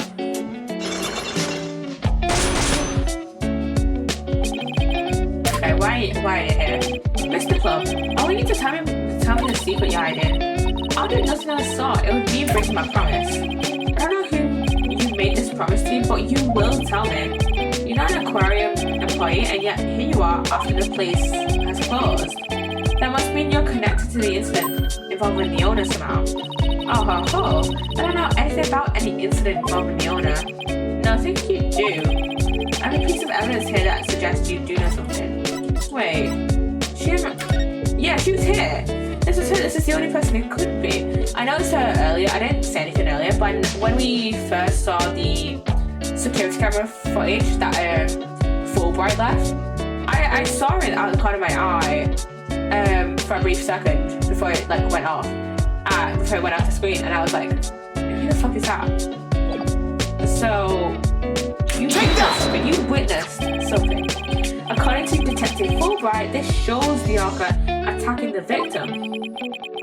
And the person in this footage is wearing an outfit just like yours, Mr. Plum. Oh, I suppose there is no hiding this bombshell figure, is there? Yeah, there is I. And I think I can guess why you're here at the aquarium. You aren't simply a visitor to the aquarium. What you really are is a witness to the murder. You are a visitor who also happened to witness the death of owner Jack Shipley. That is I want to say it, but I promise the police it's not good for you to keep things inside, you know. I'm sure you'll feel much better once you get it all out. I give up. I will tell you everything. Finally, we got a witness. We got a witness to the crime. If you wanted to tell me this badly, why couldn't you have just done it from the top? I think anyone would agree that I held it in for as long as I could. But I couldn't be expected to withstand this commoner's badgering any longer. Please calm yourself, Mr. Plum. And that's top class badgering to you. You are correct. I witnessed the killer whale's crimes with my own eyes. You've got a problem with that, Blue Boy? Boss, Mr. Plum's anger is so powerful. Even I feel like I'm about to explode. You have to do something. Quick. Please don't explode on me. Okay, why are you here? Could you start telling me what you saw? I witnessed the very moment the killer whale attacked the victim. I told the police what I saw as well. The sort of person who simply can't rest until the truth is known. So what both Mr. Plum's statement and the footage point to Orla's guilt. Pardon me, but you seem pretty pleased that you witnessed this incident. What, pleased? Shame on you. Are you implying that I am happy about an innocent man's death? No, of course not. I just don't get the sense that you are afraid of Orla. It's more like you are interested in her. Are you... I wasn't sure, but I was thinking that maybe... Are you perhaps one of my fans? Is that how you knew? That I am the non-fiction writer, Norma Diplom. Oh, that Norma Diplom. So, big fan. No, I've never even heard of her. Well, now that you figured me out, there's no sense in trying to hide who I am, I suppose. Talking to fans is part of a writer's duty after all. But I'm not a fan, I tell you. Okay. Tell us about being a non-fiction writer. So what exactly have you written, Mr. Plum? Oh my, you mean to say you truly aren't familiar with my work? I write the truth. I take great pride in my craft, I've been gathering information on Orla and the killer whale for a year now. I've been very worried about Orla's violent tendencies, and today my concern was proven to be well justified. Orla isn't violent, she's a sweet and gentle soul. The moment you let your guard down with that killer whale, chop. Ship Aquarium has always denied the killer whale's violent streak, but it has been rumored to attack people. But rumors are just rumors, they aren't necessarily true. Yeah, I realize that, but I only write the truth. That is why I questioned the owner directly. But he refused to allow my research, and he even had the audacity to say to me, "You're nothing but a nuisance coming here day after day. Don't ever come back again." It sounds like her research was a bit too much to take. But then, how did you get in it if you've been blacklisted? I have my methods. This lady is shameless. Okay, what is this about Orla's violent streaks? Because all we know about her is that she's like a gentle whale. We won't let you speak badly of Orla, we're going to defend her. I'm only stating what I saw with my very own eyes. I came to the aquarium today to observe the killer whale, but on my way to that thing's tank, I heard its cries. You can hear Orla from the visitors corridor. There are speakers there in the corridor, up near the ceiling. Apparently that speaker is there so visitors can hear the killer whale sounds. In any case, as I approached the killer whale's tank, I heard its cries. And when I arrived, I saw something terrifying. What did you see? The killer whale stealing the swashbuckler spectacular hat the owner was wearing, and then the moment it bit him and shook him mercilessly to death within its jaws. What? Orla bit the owner to death? Injustice we trust. So take it Mr. Plum's just finished telling you what she saw. Detective Fulbright, I guess you've already heard it too. Yep, when we took her statement earlier. As you heard, I'm afraid that accidental death is really the only thing it could be. Yeah, and a dangerous creature like that cannot be allowed to harm anyone ever again. But she's not dangerous. Sorry, but the prosecutor's office said the case didn't have enough merit to go to trial. There was one prosecutor though, who expressed an interest in this case. Really? Then could we have that prosecutor take a look at the investigation reports? Unfortunately, I doubt even he'd take action without evidence of a homicide. Look, I understand how you feel, Mr. Lawyer, but maybe you should give up on this one. Not a chance. We'll just re-examine the crime scene and strengthen our case. Well, if that's your version of justice, I will stop you. We won't rest until we find proof of it wasn't. Until we find proof it wasn't accidental death, detective. You'll see. Let's go, Mr. Wright. Time to check out that crime scene one more time. Let's go. We're back at the Orca's pool. Alright then, let's start the re-examination. Pronto, I'm going to go check out the mess in the back one more time. Athena, wait, no way. Tina! Are you okay? It didn't look like she tripped, but... Yeah, you good, Athena? I slept. Huh? Huh? Ola? What is it, girl? Oh yeah, what's up? What's up with Ola? Ah! Athena, are you alright? She crashed into all that stuff behind her.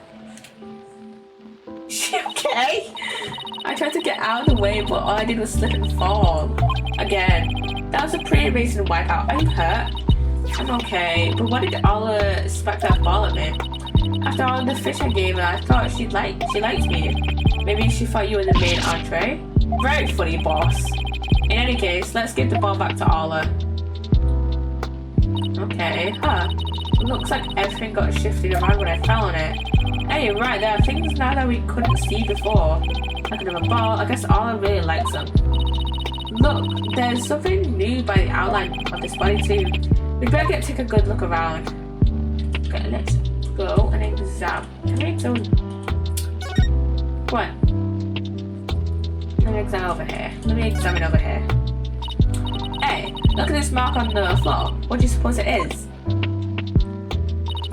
That's where we stand when we want to play volleyball with Ola. Volleyball where? Yeah, if we stand there, she'll spike the ball right at us. So when Ola spiked the ball at me earlier, that was one of her tricks. It doesn't mean she hates me. Nah, she wanted to play with you. She loves volleyball. She used to play with the captain all the time. Aww. Sashi looks so sad. Okay, time to step out of it. There's no time to be all dejected and mopey like a blobfish. That's alright. Time to put on a smile and stay strong, right? What's a blobfish? Why do I not want to know? Probably not, honestly. Probably not. Then we've got... Okay, we're going to start to examine. Jesus Christ. We have this thing, whatever it is. What's this? A coin? Mr. Right, there's blood on it. You're right, but it's dried. Do you think it could be the victims? And what was it doing all the way over here in the first place? I'm not sure, but now they've found blood outside the pool. It just might help us prove that there's more to this case than just accidental death. Hey, you're right. Ola certainly can't leave the pool after all. Okay, we got that.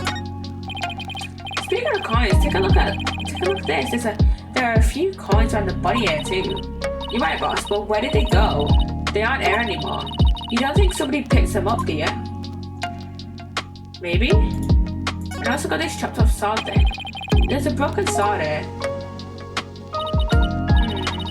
The tip of the blade is missing. Guess it just broke off. Don't tell me it happened when Athena fell over. You better not be trying to pin the blame on me, boss. What? No, of course not. No use trying to hide it. It's written all over your face. Besides, the broken part isn't even here. How could it have been my fault? I better watch what I think or I'll get every little thing thrown back in my face. Okay, and then we've got this arm thing, which I think may have been the broken arm of the octopus that we saw earlier. Looks like we found that giant octopus. Looks like we just found that giant octopus prop's missing leg. Wow, I bet you could get a hold of a carpaccio from a giant leg like that. Well, let's go to the ocean and try and catch a giant octopus of our own. Yeah, but even if we did catch one, how are you planning on slicing it up? Kind problem. That's what man invented chainsaws for. I've never seen anybody so hellbent on chopping down giant octopus. Well, like, doubt we could catch one that big anyway, near the shore anyway.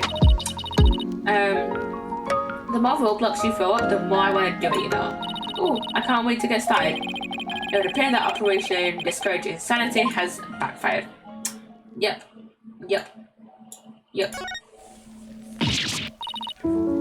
Oh no, that child is hurt. That's a dog. What can't I be? Wait, it's just a dummy.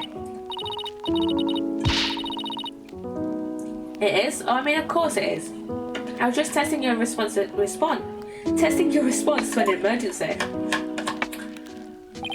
Well, I guess we just found out that you don't bluff well under pressure. I guess I just have to keep practicing then. I wonder what the dummy is for anyway. that we use it to train Orca. It's smaller than a human, but it does the job. Some of our tricks can be pretty dangerous, so Orca practices them on the very first. Look at the tricks. Those bite marks look pretty dangerous. Yeah. Hey Sasha, would you happen to know anything about this coin? I guess I missed one. I just finished cleaning up the rest of them. You picked up all the coins already? That's right. After the police finished their investigation, they gave me the go-ahead. I haven't found them all yet though. I'm still missing a few.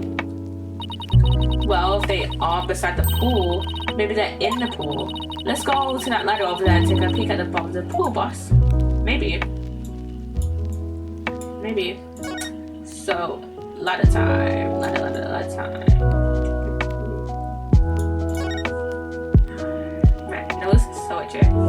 Oh, they're all at the bottom of the pool. Look, I think I see something at the bottom of the pool. I knew it. Want me to go down and check? You can't jump in dressed like that. You'll drown under the weight of your clothes. Not one, I'm pretty good swimmer, you know. Be that as it may, that pool is really deep. I doubt you could hold your breath for that long. But maybe Sasha can? Maybe. Ooh. Phoenix, look at all these coins I found at the bottom. Thanks, Sasha. So there really were more of them down there. We seem to be finding them all over. I wonder how many there are all together. Including the ones I put away, there are 300 of them. They're for the show. Sounds like they'd be heavy. About 7 pounds, I'd say. A little lighter than a string fish. Well, I better go put these coins away where they belong. So 7 pounds of coins were scattered across the scene, one of them with blood on it. They have to be related to the case. I wonder how the blood got on that one coin. Yeah, see, you expect it to be on like multiple different coins. If like, you know, the victim had a ton of coins on him. But no, it's on one singular coin, which is, you know, bit suspicious. Wait a minute, could it be? Remember how Detective Fulbright said that they couldn't find the murder weapon? One of these coins with a murder weapon. Huh? How can a little coin kill a grown man? The only way I could think of is like choking. But then, how could one of them have blood on it? And also, wouldn't one be in the victim's throat? I mean, to be fair, there's no autopsy has been done because it's not been officially ruled as a homicide. It's been ruled as an accidental death, so no autopsy has been done for some reason. So I mean, there could be like a coin stuck like lodged in his throat, but that doesn't explain the blood. That doesn't explain the blood on that one singular coin. So yeah, well, one coin by itself isn't much of a threat, but the 100 coins together could definitely be used as a weapon.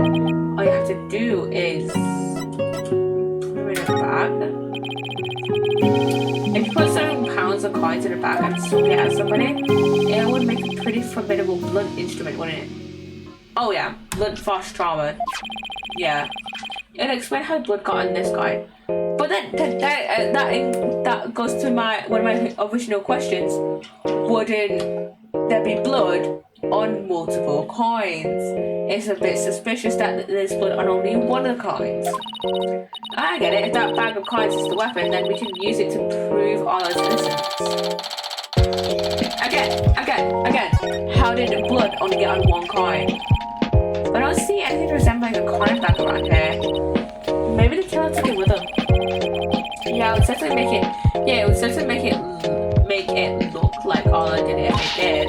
You know what I think, Mr. Wright? The bloody coin alone should be enough to prove this might have been a murder. I agree, it shows the possibility of a human killer rather than Orla. Yeah, this might just be what we need. Let's go show this coin to Detective Fulbright and Miss Plum right away. Good idea, let's hope they're still in the proper danger. Okay, let's go. Let's go. Okay, we're back here. Oh, you're back. So did you find anything? Of course you didn't. Remember, even if you don't succeed, it's the effort you make that's important. Is he trying to console me? Let's show them the evidence we found, the one that points to a human culprit. Right, because we won't let all of you put down. That would be same kind. Cease and desist at once. What kind of man shows lady blood? Ugh. She doesn't have to get so worked up. What are you terrorizing this lady with? Come on now, let's see it. We found this coin beside the Orca pool. We did see a large number of coins beside the pool, but not one with blood on it. We just learned that there's 300 of these, weighing about 7 pounds in total. Now, what do you suppose would happen if a person was assaulted with this many coins? What? So you're saying that coins might have been used as some kind of blood weapon? If the blood belongs to the victim, then yes, it's entirely possible. But I wouldn't call it decisive proof that the real culprit was human. You wouldn't? Why not? Because there'd have to be something to put the coins in to make them into a weapon. Without something, it's just not going to be enough to pass muster. But I will say that your theory does seem to warrant further investigation. I'll call the prosecutor's office and ask to reinvestigate from a possible murder, from a possible criminal angle. You will? Thank you very much. I really hope Detective Fulbright can convince them. Hopefully. Okay, he's back. You won't believe the answer I got. When I explained your passion for this case in the police's investigation, they said that the prosecutor I mentioned earlier would be willing to take this case. Really? So does that mean a new suspect has emerged? No, I'm afraid not, to be frank. Prosecutor Blackwell said he just wants to prove that Orca's guilt in court. What? It's Prosecutor Blackwell that wants to prosecute Orla? That's fine, Detective. Thanks for arranging this for us. Well, I must say you're taking this rather calmly. Defending Orla in court was my idea from the start, and I'll do whatever it takes to save her. In that case, I'll do whatever I can as well to see that justice is served. Mr. Plum, will you be a witness for the prosecution? A trial for a Kilwell? I never heard of such recklessness before in my life. But I will reveal the truth about this killer whale, and I write all about it. Ha ha ha. Sounds like a plan. Now if you'll just come along with me, we have to prepare for tomorrow. And I still have to arrange for an autopsy. Oh, ho ho. I look forward to tomorrow. Until then, blue lawyer and yellow fine.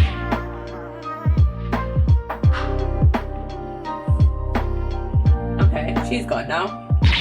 I am not. I'm fine. Well, at least we managed to get the case to go to trial. But how in the world do we defend an Orca in court anyway? To be honest, I'm not really sure myself. Plus, Mr. Plummer said Orca bit the victim. This trial sure isn't going to be easy. Nope. But I love a challenge. Yeah. Then we ought to be fine. Guess I should go over the Go over that swashbuckler spectacular you were watching this morning. Yeah, we can have a formal viewing back at the office. There's nothing decisive against Orla in the security tapes, but that doesn't mean much. I'll just have to find a more concrete way to save Orla at tomorrow's trial, or else. Okay.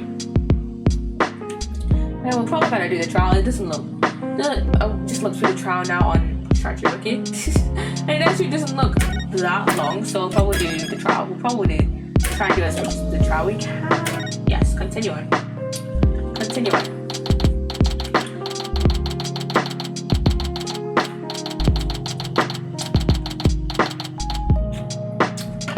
This game is so much reading, but you know why. I was gonna complain about how this game has too much reading, but then it's like, oh, this game is a visual novel. Of course it's gonna have a lot of reading. Good morning, Mr. Wright. Good morning. Chipper as ever this morning, I see. I'm just thankful we actually get to have a trial for Orla. As a matter of fact, I just ran a few laps around the courthouse to get extra pumped. And I just splashed my face with some water to get the sleep out of my eyes. Oh, I also queued the swashbuckler video so we can watch it at any time. Thanks. It just might help our case. By the way, you have some serious dark circles. Did you stay up late watching this? What? Me? No, I just woke up early, that's all. Guess I need to cover them up. I got ragged on enough as it is by Prosecutor Blackwell. Speaking of being pumped, I'm pretty fired up for this trial. It's been a while. That explains why your hair is spikier than usual. I mean, look at it. It's all super pokey and prickly and stuff. It's amazing. That was a compliment, right? Good luck, Mr. Nick. I'll be cheering you on from the gallery. Thanks, pals. It's been so long, I'm actually getting a little nervous. Good morning, Mr. Lawyer. Oh, Mr. Rhines. You came to watch the trial? Yeah. Sasha's back at the aquarium with the Orca. So I thought I'd better come here to watch for her. Well, don't you worry. We're gonna win for Orla. Isn't that right, boss? Right. One unprecedented trial coming right up. Oh, the first trial where we defend an animal from murder. That's crazy.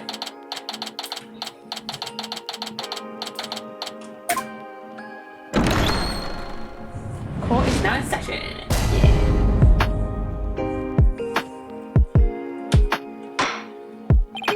Court is now in session for the trial of Orca Shipley. Your defense is ready, Your Honor.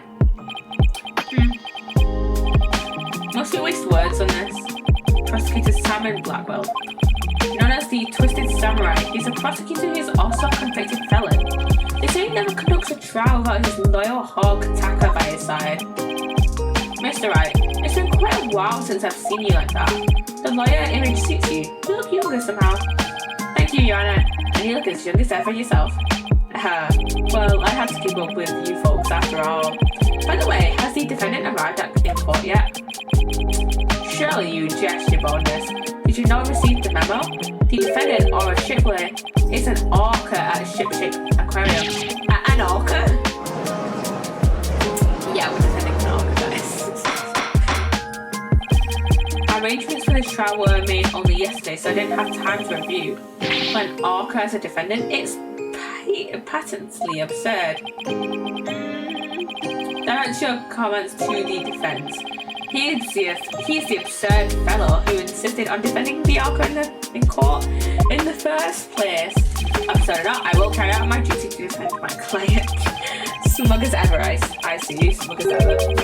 Your duty to defend your client, and don't you mean your client Orca, Mr. Wright? If we are to proceed, we must treat the Orca as we would any other defendant. Every soul, be it of man or beast, is of equal value. The question is whether that soul is painted in black or white. Take Taka for example. He is as human in spirit as you are. I kind of like Taka actually. Taka is like growing on me. The real question is, am I in for more pain? As always, yeah. Orca or not, I suppose the defendant is still a defendant, and I vow to render my verdict fairly and impartially. Now then, Prosecutor Blackwell, your opening statement, if you would. I suppose I can hardly leave it to someone who knew nothing of the defendant. Very well, listen carefully. The Orca murdered the owner of Shipshape Aquarium in the aquarium's Orca pool. The Orca apparently toyed with the victim mercilessly after he died. A sadistic Orca, what a chilling thought. And where exactly is this defendant now? Inside this. A cell phone, Prosecutor Blackwell? Time matches on, Your Boldness. With or without us. And in 5 minutes, by the way. I borrowed this TV phone from the aquarium, which will allow us to interact with the Orca. A TV phone? Very well, this court accepts it into evidence. A TV phone. Accept. What years a study supposedly set confuses me. Like, I understand that the very first Ace Attorney, the first Phoenix Wright Ace Attorney, was released all the back in 2001 on the Game Boy Advance. That's when it originally was released, right? But couldn't they have just like updated some of the like phone designs? When is Ace Attorney supposed to be set? I'm gonna look that up. Because I heard somewhere it's supposed to be set in 2015.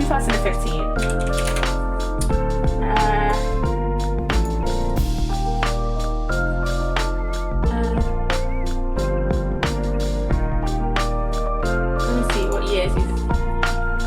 The present day episodes of Phoenix Wright Ace Attorney Trials and Tribulations take place between 2018 and 2019. And then some cases, like Turnabout Beginnings and Memories, take place. And such as Turnabout Memories take place like 2013, 2014, according to the Ace Attorney Wiki. So, seeing as though,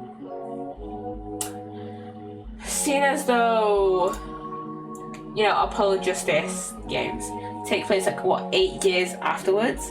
This would mean this game takes place in what, 2026-ish? So, yeah. When was Dual Destinies released? I don't know actually. I don't even know when Dual Destinies was released. Like originally.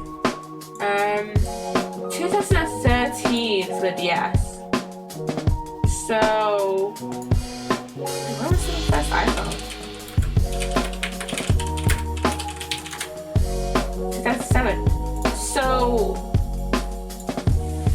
these kind of phones, you know, that look like this instead of flip phones, smartphones instead of flip phones, already existed when this game was in development and was released. And yet they still went with the flip phone. The phone design in Ace Attorney, I don't know why, but it slightly gets on my nerves when they're on. I don't know why they just annoy me so much. I mean, maybe it's just to keeping consistency with previous games because in the Phoenix Wright trilogy they used flip phones, and you could argue in the Phoenix Wright trilogy, oh, it's set in the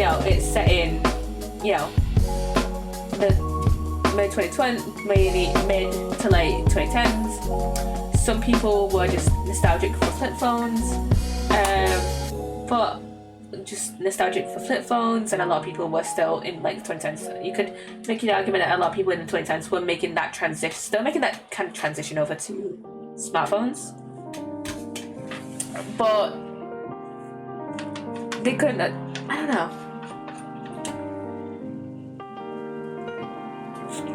Phone. I don't know why. The phone designs in Ace Attorney annoy me so much, but they just do.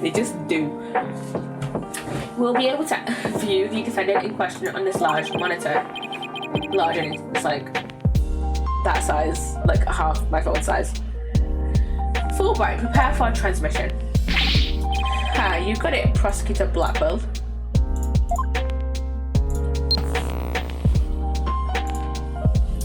Oh, you meant an actual monitor, not the phone. We will proceed with the defendant on telecast.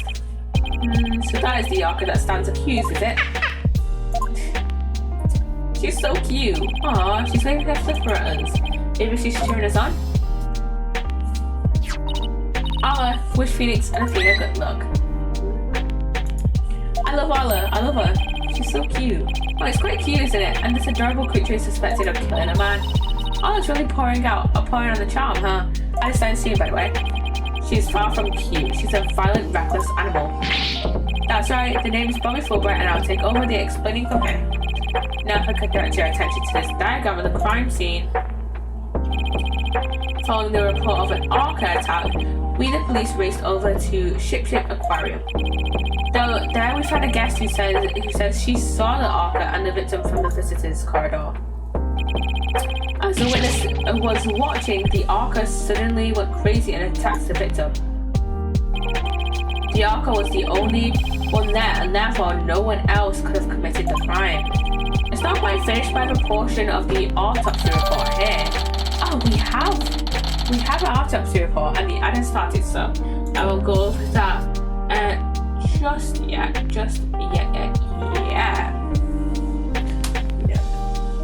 Stretch. Guys, need a stretch during these outbreaks. But yeah.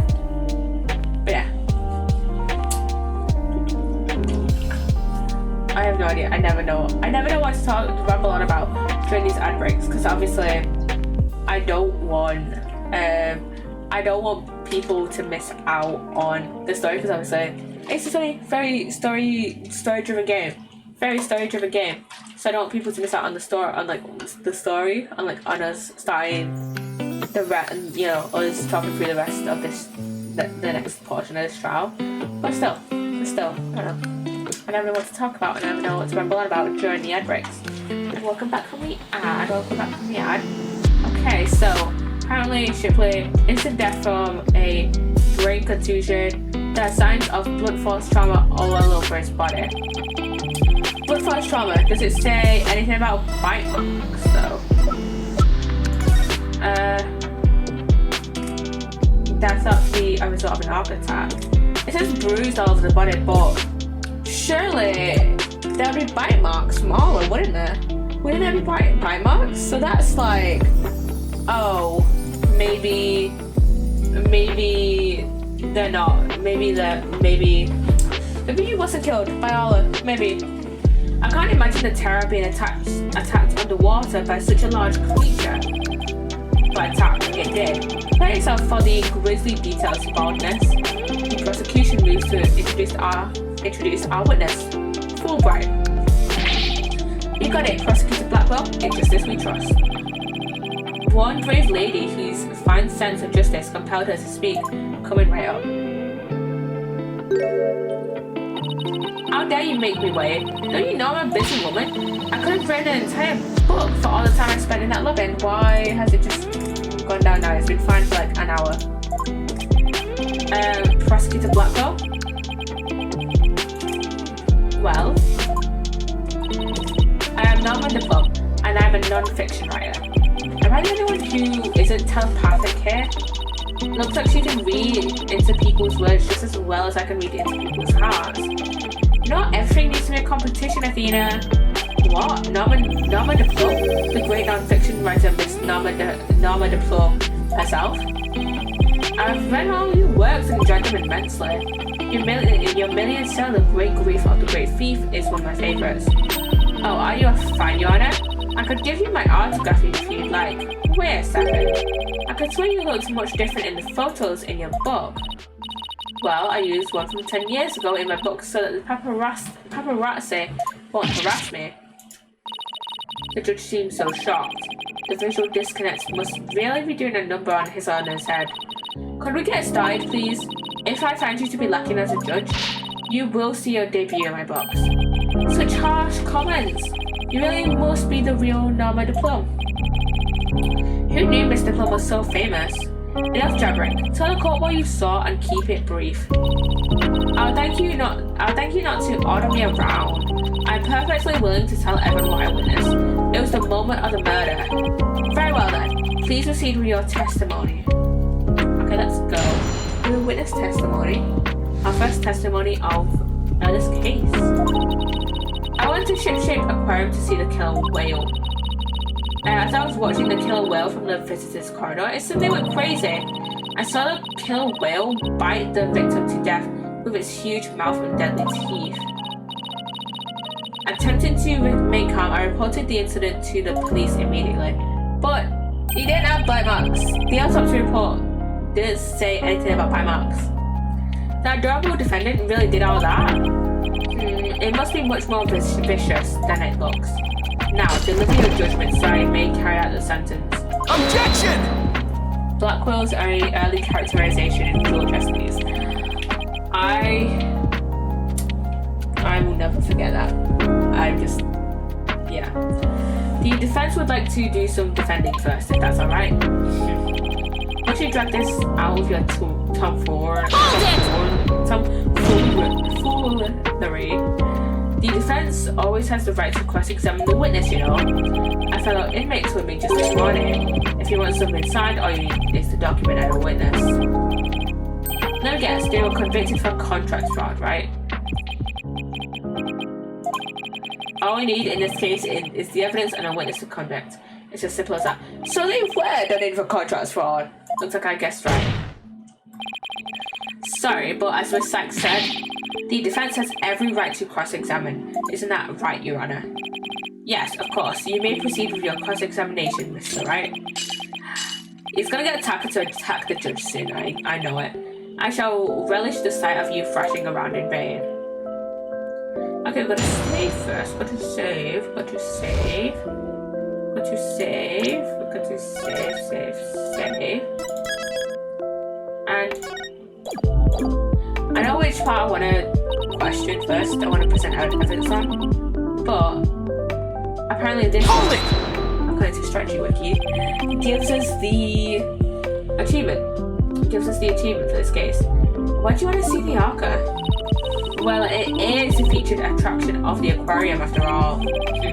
Why waste energy on such tripe? There is but one attraction in Ship Aquarium that is worth anyone's time, and that is the penguins. Isn't that right, Taka, my friend? Alrighty then, I guess Prosecutor Blackwell is for the birds. He's a bird man, you gotta love the birds. Guess I should jot that down. Note to self, Prosecutor Blackwell is on team rifle. And so you want to see the Orca in its tank? Yeah, that's right. Let's go. Okay, gotta go to this next statement. And press the autopsy report. Because there's no bite marks. There's no bloody bite marks. Objection! It seems like you are mistaken, Mr. Poe. I beg your pardon. The autopsy report does indeed say death thought to be a result of Orca attack, but the actual cause of death is contusion from head trauma, not being bitten. What? But I'm sure the victim was bitten. I don't believe that can be true. The security footage doesn't show any objection! Just as I suspected. I knew you would peek at the footage behind Fulbright's back. Well, what did you expect when he wouldn't play nice and share? But unfortunately for you, why has my webcam died again? The footage you saw was only one small part. Okay. Yesterday I decided to take this case to trial and re-reviewed all of the evidence. Taka, the evidence I gave to you was safekeeping.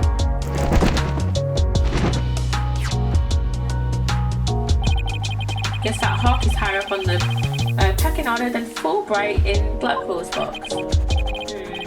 Fair up. Let's view the footage. What's this? The Orca is biting the victim. No way. What about the autopsy report? I assume it's not been updated. I have to say that this appears to be very damning evidence. What about the fucking autopsy report though? What about the bloody autopsy report? I can't believe Orla, what did she say? I didn't read the rest of it. I can't believe Orla really bit him. And there is more. Look at this. Oh, this photograph was taken while the body was being examined. There seems to be a strange bruise on the victim's right wrist. Why does it keep turning off?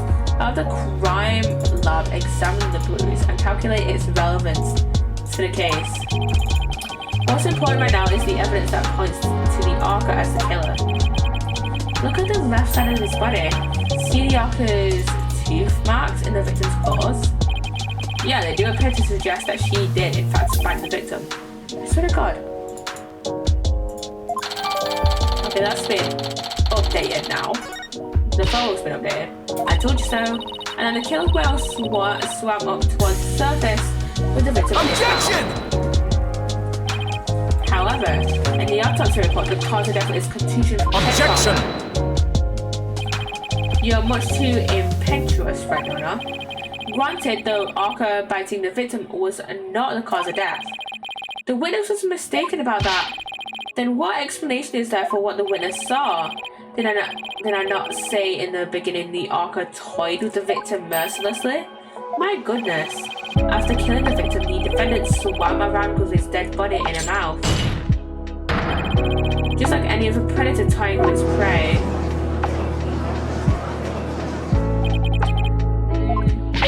Mr. Wright, the hearts of the people in the gallery are suddenly filled with fear. Fear of Orla.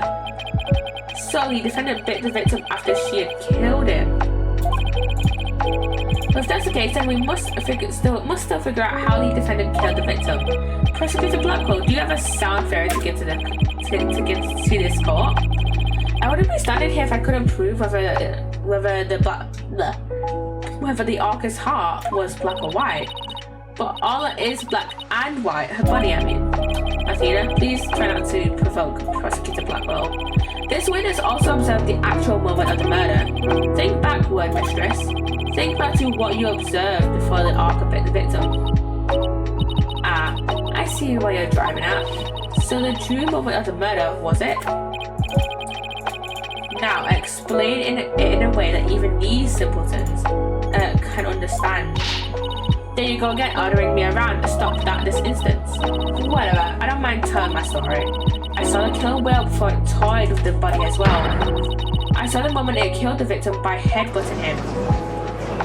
Okay, but what about the volleyball stuff? Orla killed the victim by headbutting him? That's right, it rammed the victim over and over again. Recall that the autopsy report stated that there were bruises all over his body. Recall as well how persistent the defendant can be when she's attacking her prey. And we all just saw the killer whale headbutting the victim in the footage, don't forget. That footage backs up Mr. Plume's testimony. There's also something very important it does not show. Now, do you see what menace this killer whale is? It doesn't show her actually attacking the captain though. I'm sorry, but I can't allow your testimony to stand unchallenged. Looking at this footage, the Orca certainly seems to be headbutting something. But you know that the something is not the victim. What? I want to look away, but I can't. Even if it was the victim, you couldn't have seen him from where you were, could you? What? Oh, well, I suppose not. Mr. Plum, did you actually witness the victim getting headbutted by the defendant? Let's see. Oh, I remember now. Swear about this webcam. As I recall, a rock in the shape of a skull was obstructing my view. So why are you here then? So why are you here? If you didn't actually see the moment of the murder. So are you admitting that you couldn't see the victim? Yeah, I suppose I am. However, immediately after the headbutting, the victim came floating up. Was he floating or was he swimming? He came up from behind the skull-shaped rock, and his body was all limp. What else could I think except that the killer whale was headbutting? Objection! Well, if you didn't actually see the moment of the attack itself, it's your conjecture. Must I do everything around here? How dare you speak so rudely to me?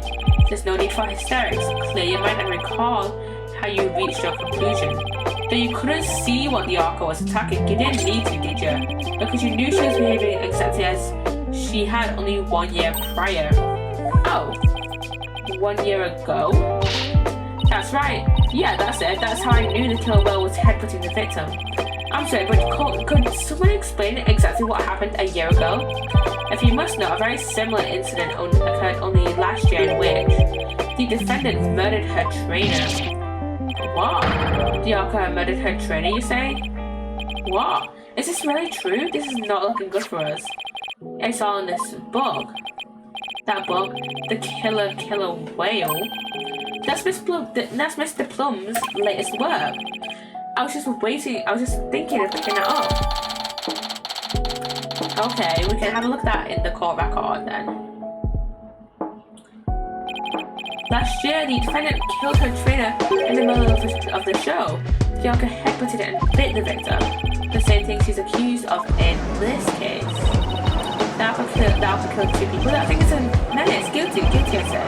And everyone's going to the beach again. Now everyone's even more convinced that Orla did it.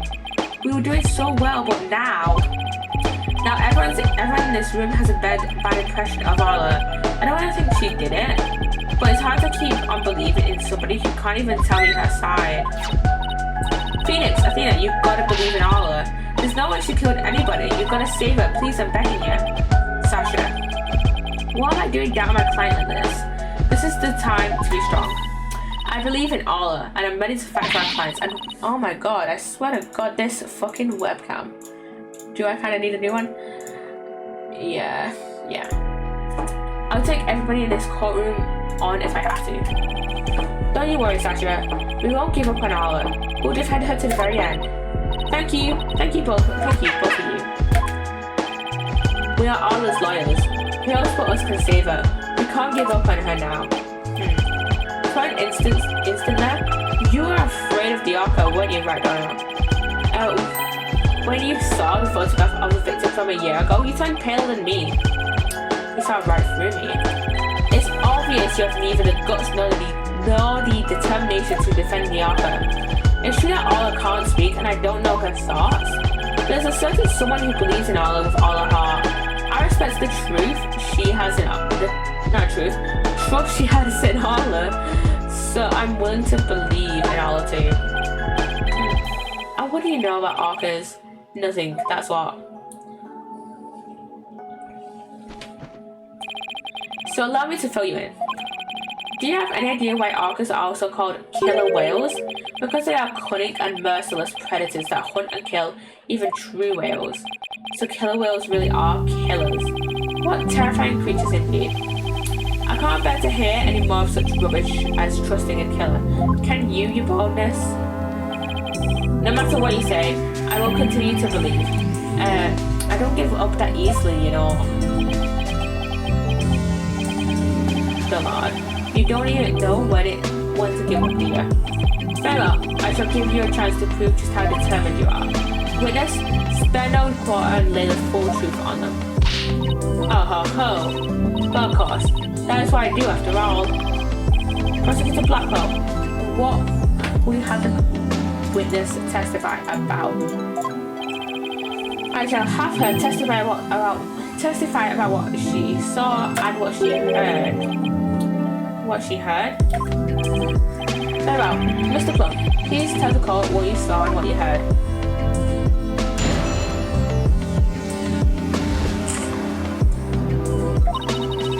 The killer whale's behavior was exactly the same as a year ago.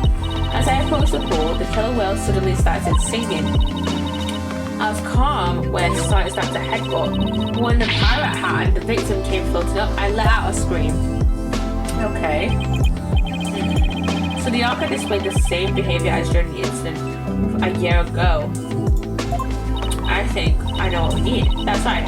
Those weren't just simple cries, they were singing. As I approached the pool, the killer whale suddenly started singing.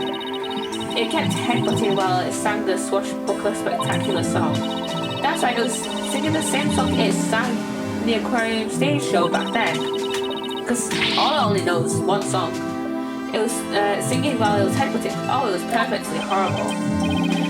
I don't see a single obvious inconsistency in that testimony. It's clear I won't be able to take apart her statements with evidence alone. Mr. Wright, that would be a good time for me to put my skills to work. It's time to show what analytical psychology can really do. You seem pretty confident. Let me guess, you noticed a contradiction between the testimony and her emotions? You bet I did, and once we expose it, we just might be able to crack her. Now, no, scratch that. We'll definitely be able to. Then let's give your knowledge of analytical psychology a try. You got it, boss. A complete analysis of Mr. Plum's heart. Coming right up. With Widget.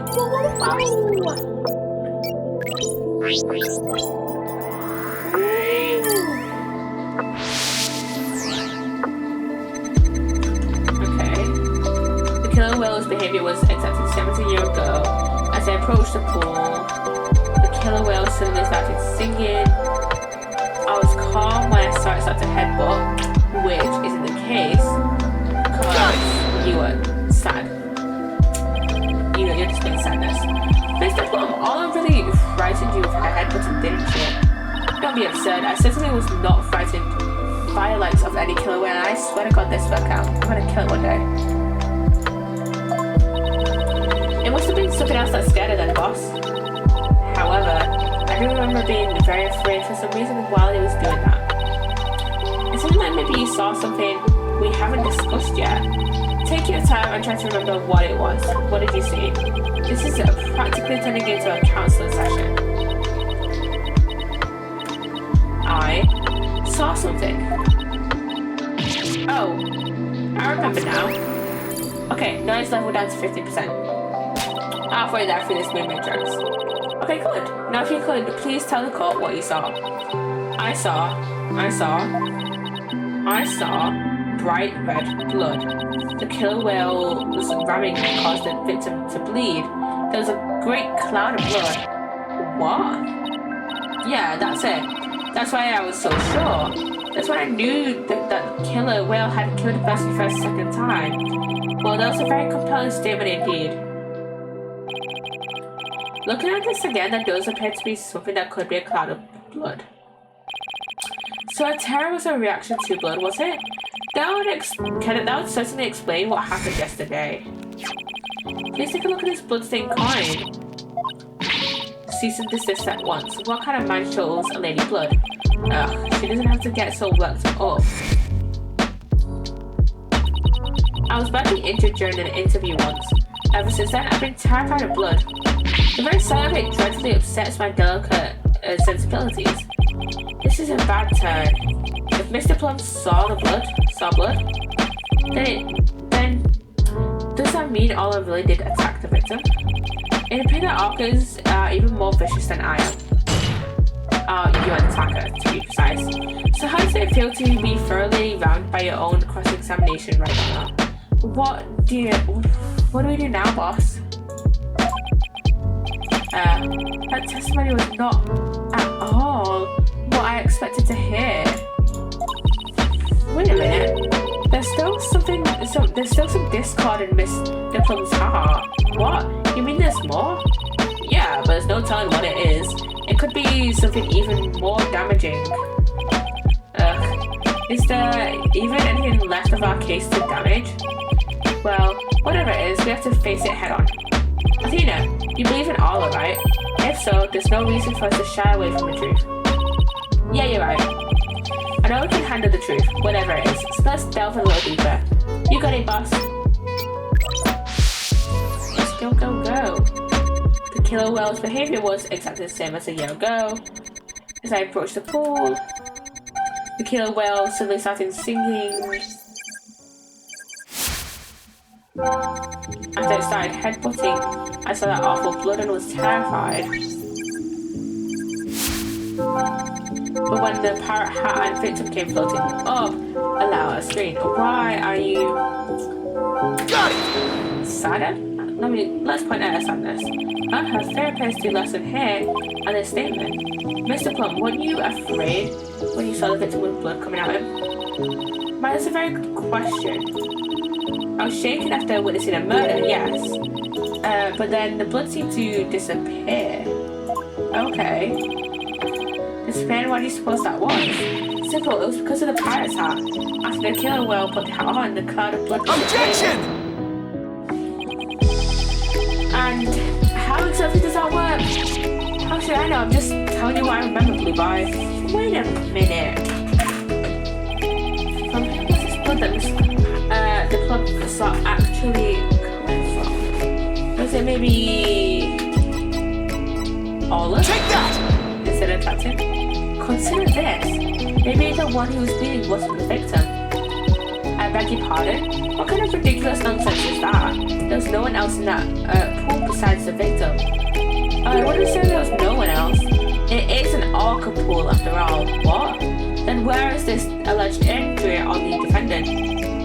Not sure, but simply wearing the pirate's hat made the blood disappear. Then it was under the pirate's hat. Then the blood must have been coming from somewhere on Ola's head. What? The Orca's head? What are you prattling on about now? Please think about it again, Mr. Plum. Think back to what you really saw. That is... The one who was bleeding was not the victim, but the killer whale? I remember now, there wasn't any blood coming from the victim after all. Okay, so there's blood coming from Orla. Okay, we're done with the meat matrix now. No, I love that little like bye-bye. We did it. Analytical psychology got us what we needed. That's a huge help, Athena. It was also pretty dicey for a while though. Well, this is a surprise. The blood the witness saw was the defendants, not the victims. That is correct, and since there was no blood coming from the victim, there's only one thing we can conclude. That what Mr. Plum witnessed was not the moment of the murder as she claims. Objection! I thought you were unarmed, but it turns out you were concealing a sword all along. Nevertheless, it is far too dull to cut to the bone. Meaning, I grant that what the witness saw was not the victim's blood, but it proves nothing. After all, being rammed doesn't always result in a wound that bleeds, does it? Death from internal hemorrhaging is also a possibility. Have you not seen the body? He has blood on the back of his head. There's a point there. If you wish to challenge me to a duel, you'll need a sharper blade than that, right, Donna? I demand evidence that proves the witness did not see the moment of the murder. There must be something. Think, Phoenix. If I'm correct, the victim's death occurred before she saw it. If the victim was already dead when Orca started her headbutting, then that would mean he died sometime before Mr. Plum was watching her. The events Mr. Plum witnessed took place around 10 a.m. I must have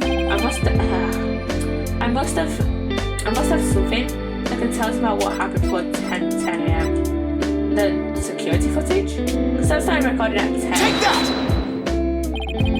We've only seen the footage from 10:09 to 10:10, which means there's still footage going further back than now we need to check. Your Honor, I request all the security footage be played for the court. All the footage? Mr. Plum witnessed the cloud of blood at around 10 a.m. But I believe the witness, the victim, was already dead by that time. So your assertion is that the murder took place before Mr. Plum arrived? Exactly, the security camera footage starts at 10 a.m. when the aquarium opened. And I believe there is vital evidence in the 10 minutes before. You are quite the gambling man, right, Donna? Are you honestly willing to risk everything on those mere 10 minutes? I've bet on slimmer chances before, but when he puts it that way... Hold it! My boss is no coward, Prosecutor Blackwell, so I suggest you get ready to eat humble pie. Uh-oh, I can't back down now. Never back down, never what? Well, if the defense is that confident it's important, Prosecutor Blackwell, the security footage. Fulbright. Roger. I have the rest of the security footage right here. Very well. Please play for the call. Please. Oh my god, I need to tea on there. Have something for me. This is what it looked like at 10 a.m. The witness can be seen here. Alright, I'll just back the footage up to the beginning now. 10:09, 10:06. No, it appears Mr. Plum hasn't arrived yet at this point. Let's see if I can find something from before this point in time. Okay, it's just Orca playing in like swimming around in a pen. But we've not got anything really that proves Orca's innocence in that, so there's nothing in it. Is that it? Yeah, that's all the footage there is. Well, Mr. Wright, did you see what you were looking for? We got nothing. Well, Radona, those were the 10 minutes you placed your bet on. Did you see anything of significance? Did I see anything important? I better think about this carefully. In the footage, we see nothing. We can see nothing of importance in that footage. Just like that. Ha, you're right about that. That section was completely meaningless. This is your thing, that's why I didn't submit it as evidence. No, it's just the opposite. Huh? What do you mean by that? In this 10 minutes of footage, it's something important that should be there, isn't there? Detective Fulbright, this footage should have been submitted as evidence. What, are you questioning the way I carry out my duty to justice? Mr. Wright, explain yourself, please. What is this important thing that you say should be in the footage, but isn't? Huh.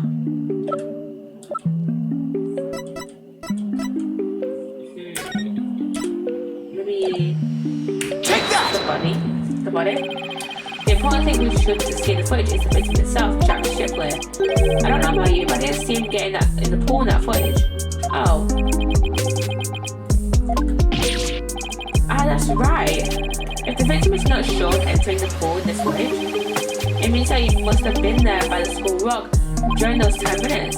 But no human being can hold their breath underwater for that long. Wait a minute. Are you saying? When the security camera started up at 10 a.m., the victim was already dead. What's the world record for underwater breathing? What is the record for holding breath underwater? 24 minutes and 37 seconds. Okay, so 24 minutes is the longest, is the world record. But obviously most people can't breathe underwater for that long. What's the average? What is the average time to hold breath underwater? The average person can hold their breath for 30 to 90 seconds. So yeah. Even though the world record is 24 minutes, the average is like 30 to 90 seconds. So, yeah, assuming that he hasn't obviously trained himself to be able to breathe much longer underwater, which he might have done. He probably has done because, he works with an Orca, but probably not to the 24-minute extent. Order in the court. If that's the case, then when was the victim murdered? I don't know, Your Honor, but we now know it had to have been sometime before 10 a.m. Therefore, this footage can no longer be called decisive evidence against my client. But there is no one else who could have killed the victim. Not necessarily. The defense believes that the true culprit may have been human. And we have evidence to back up our theory as well. Do you now? I would be very interested in seeing this evidence. The defense's trump card, that thing we found during our investigation yesterday. I don't go so far as to call it decisive, but now is the time to play it. Very well, Mr. Wright. Please submit your evidence. What evidence shows that the crime may have been committed by a human, and that the bloodstained coin? What's this? A coin? Yeah, a fake coin used in the aquarium's pirate show. We find it beside the pool. This coin is quite possibly the real murder weapon. This tiny little coin is the murder weapon. Mr. Wright, if this is another one of your bluffs. As they say, the bolder the presentation, the less confident the solicitor. This is no bluff, and this isn't the only coin. There are 300 of these coins in all, weighing a total of about 7 pounds. This one just happens to have blood on it. Did you have the blood analyzed to see whose it is? Oh yeah. But there were coins scattered all around the body, and the victim had a head wound. Taking these things into account, I believe it has to be the victim's blood. So to put it together, we have about 7 pounds of coins by the side of the pool. One of them with bloodstain on it. I think the answer is pretty clear here. Your Honor, the defense proposes that the victim was killed beside the pool, the side of the pool. But if the murder took place there, it would be difficult to say the Orca did it. I realize you're trying to defend your claim, but that theory is preposterous. How could 300 coins possibly be made to hit someone all at once? It'd be pretty easy if they were in a bag or something of that nature. And so where I suspect the coins were in? Unfortunately, Your Honor, we recovered nothing of the sort from the scene. It's possible that the culprit took it with them. They took it? The true culprit used the coins as a blunt instrument to commit murder. They then threw the body into the pool before the security cameras started up. And then they left, taking the bag the coins were in with them. They got rid of the evidence that points to a human culprit to pin the blame on Orca. That was brilliant, Mr. Wright. You found a way to introduce the possibility of a human perpetrator. Yeah, somehow. Let's hope my luck holds out. I wonder why Prosecutor Blackwell hasn't said anything. The possibility of a perpetrator other than the defendant has now been suggested. But if we hold this possibility to be true, then what did Mr. Plum witness? That's right. I saw the killer will attack the victim, just like he did a year ago, singing a song. I guess there still is that. Even with somebody else as the culprit, Ola's behavior still seems pretty bizarre. I wonder why she was doing the same thing she did a year ago. But is it really that bizarre? What do you mean? To explain the inexplicable, all we have to do is turn our thinking around. Turn our thinking around, huh? Sounds good to me. Oh, shit, I didn't realize that it froze. Time to give the old turning my thinking around method a try. Instead of trying to figure out why Ola did the same thing she did a year ago, I should consider the results that were produced by her behavior this time around. Why is it turn it off as soon as I turn it back on? Ola sang a song, did some headbutts, and bit the victim. If the real culprit wanted to shift the suspicion onto Ola, then they would have needed to give people a reason to think Ola did it in the first place. Mr. Wright, as a lawyer, how do you explain your client's actions? I believe we should think of it in this way, Your Honor. What kind of effect did Ola's actions have on the case?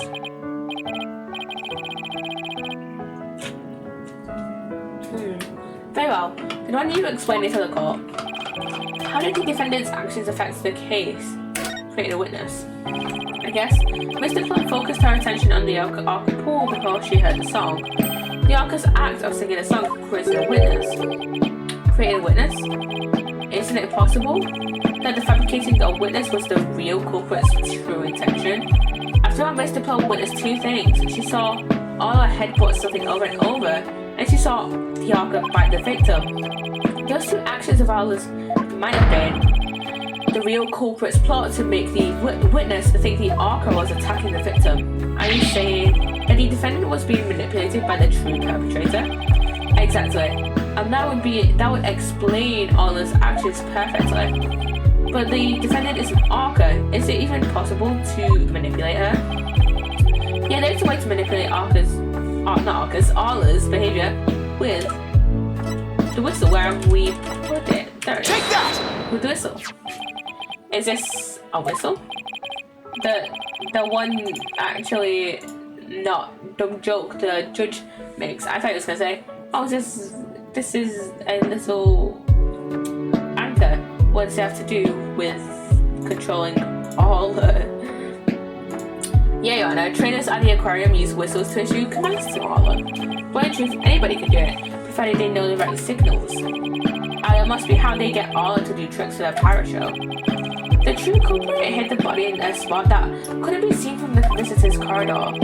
Then, when Mr. Plum appeared, they gave Ola the commands. In other words, Ola was manipulated by the culprit to perform a series of tricks. My hair was annoying me. What? And as for you, Mr. Plum, you were manipulated by the true culprit to play the part of the witness. I, Norman Plum, was set up. I, Norman Plum, writer extraordinaire, was used. No.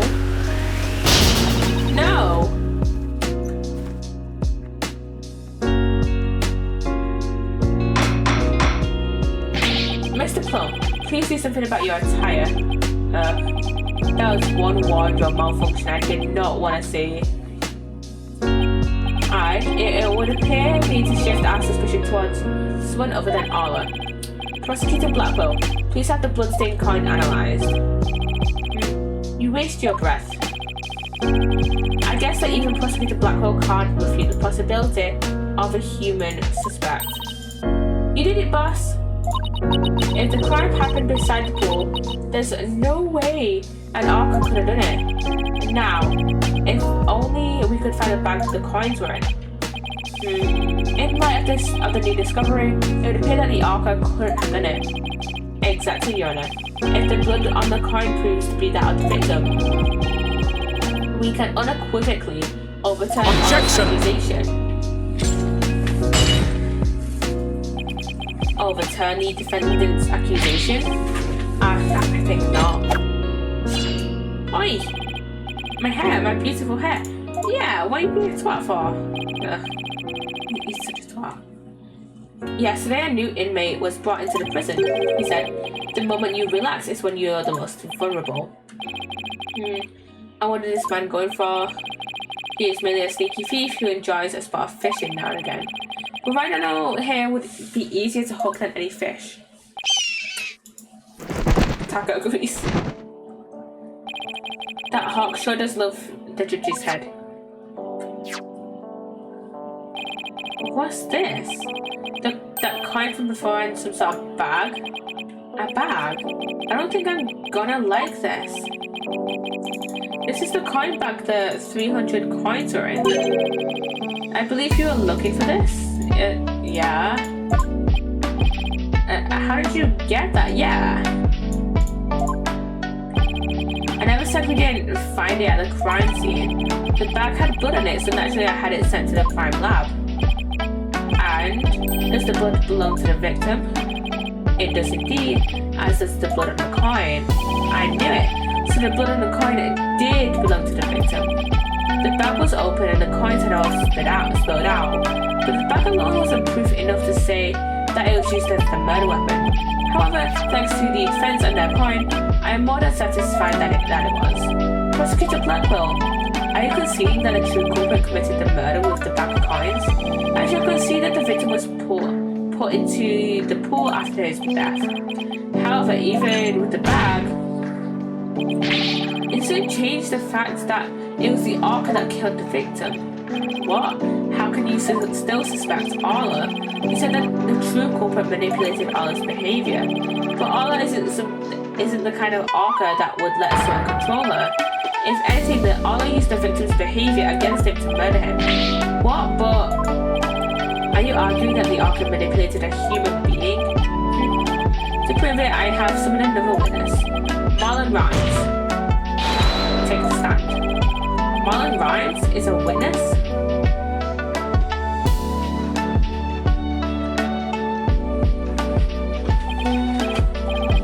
Wait, well, don't just stand there, say your name. I told you I didn't want to be a witness. I thought one witness would be quite enough to prove the defendant's guilt. But apparently right now I won't be satisfied until every stone is on its turn.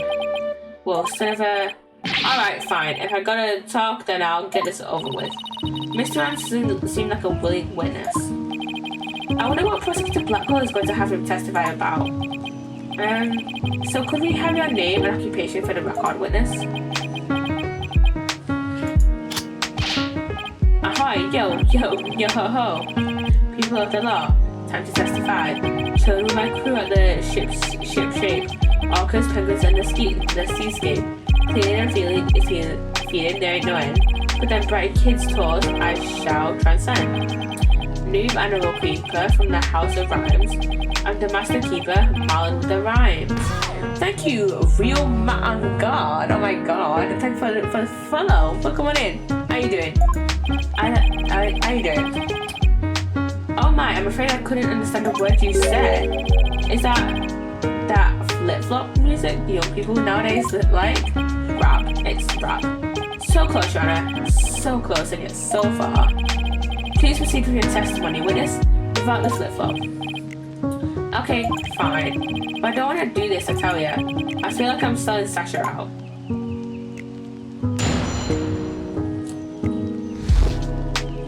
Do we have a witness testimony? About 10:10, I was in the staff room. I had a loud noise from the pool room, so I went to the door to look in. I couldn't see the captain or the Orca, but I saw a bunch of coins scattered around. The Orca knows there's a certain spot people stand to play volleyball with her. I think maybe she knocked down the stuff that was piled up there and hit the captain.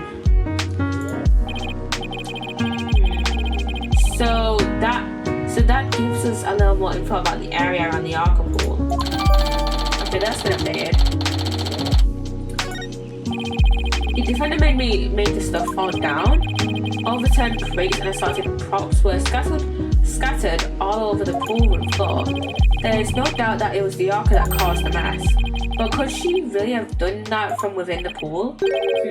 As I said, the Orca is the only one that could have performed such a feat. The pool and its room were tidy the night before, including its various odds and ends. But when our rhyming Marlin took a look-see, over 400 pounds of props had fallen. To move it in all in one go would challenge even the brawny prisoner in the cell next to mine. What is he, the jail gossip? So, how did 400 pounds of items fall all at once? I'll tell you how. The Orca pulled on the chain that was underneath them, a weight that would have been impossible for a human to move. Was child's play to an Orca. During the friendly game of volleyball, the defendant made the play fall, and the bang of the coins that was among the items fell on the victim's head and killed him. The Orca then toyed with the victim's body underwater, which is what Objection! But the witness only said he heard a loud noise. That doesn't automatically make it the sound of all of making the items fall. Also, why did you only look in on the pool room anyway, Mr. Rhymes? The Orca sometimes makes a loud noise to summon her trainer. But I'm still a newbie, so I don't have a security card to get into the pool room yet. So even if she tries to summon somebody, there isn't much I can do about it. I see. So the witness couldn't enter the crime scene. Objection!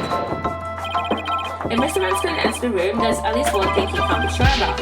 His statement that the Orca was playing volleyball is purely speculation. Whether the Orca was actually playing volleyball or not isn't the issue. Traces of the Orca's saliva were found on the cloth that was underneath the crates. The important point is that the Orca is the only one who could have moved the items. I have to discredit that statement somehow. If I don't, it means that Orca was the culprit, even if the victim died beside the pool. Cross-examination time. But first, we say...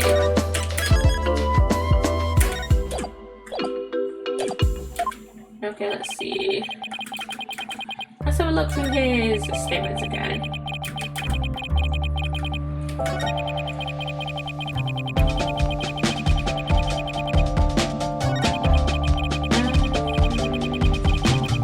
Tell us more about this spot.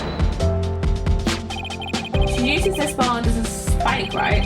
We had a nice little demonstration of our spike for ourselves just yesterday, and I swear to God, this fucking webcam. This bloody webcam, man. If you stand on the mark on the floor, the Orca spikes the ball at you. Tucker's got it flying straight at his target as well. And I see plenty of targets right here in this room.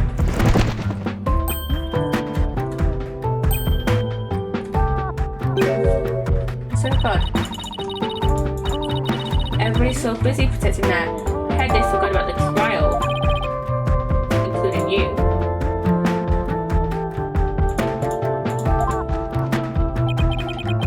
Tell them what the defendant caused to happen. Well, the Orca knows people who stand in a certain spot for volleyball. Okay.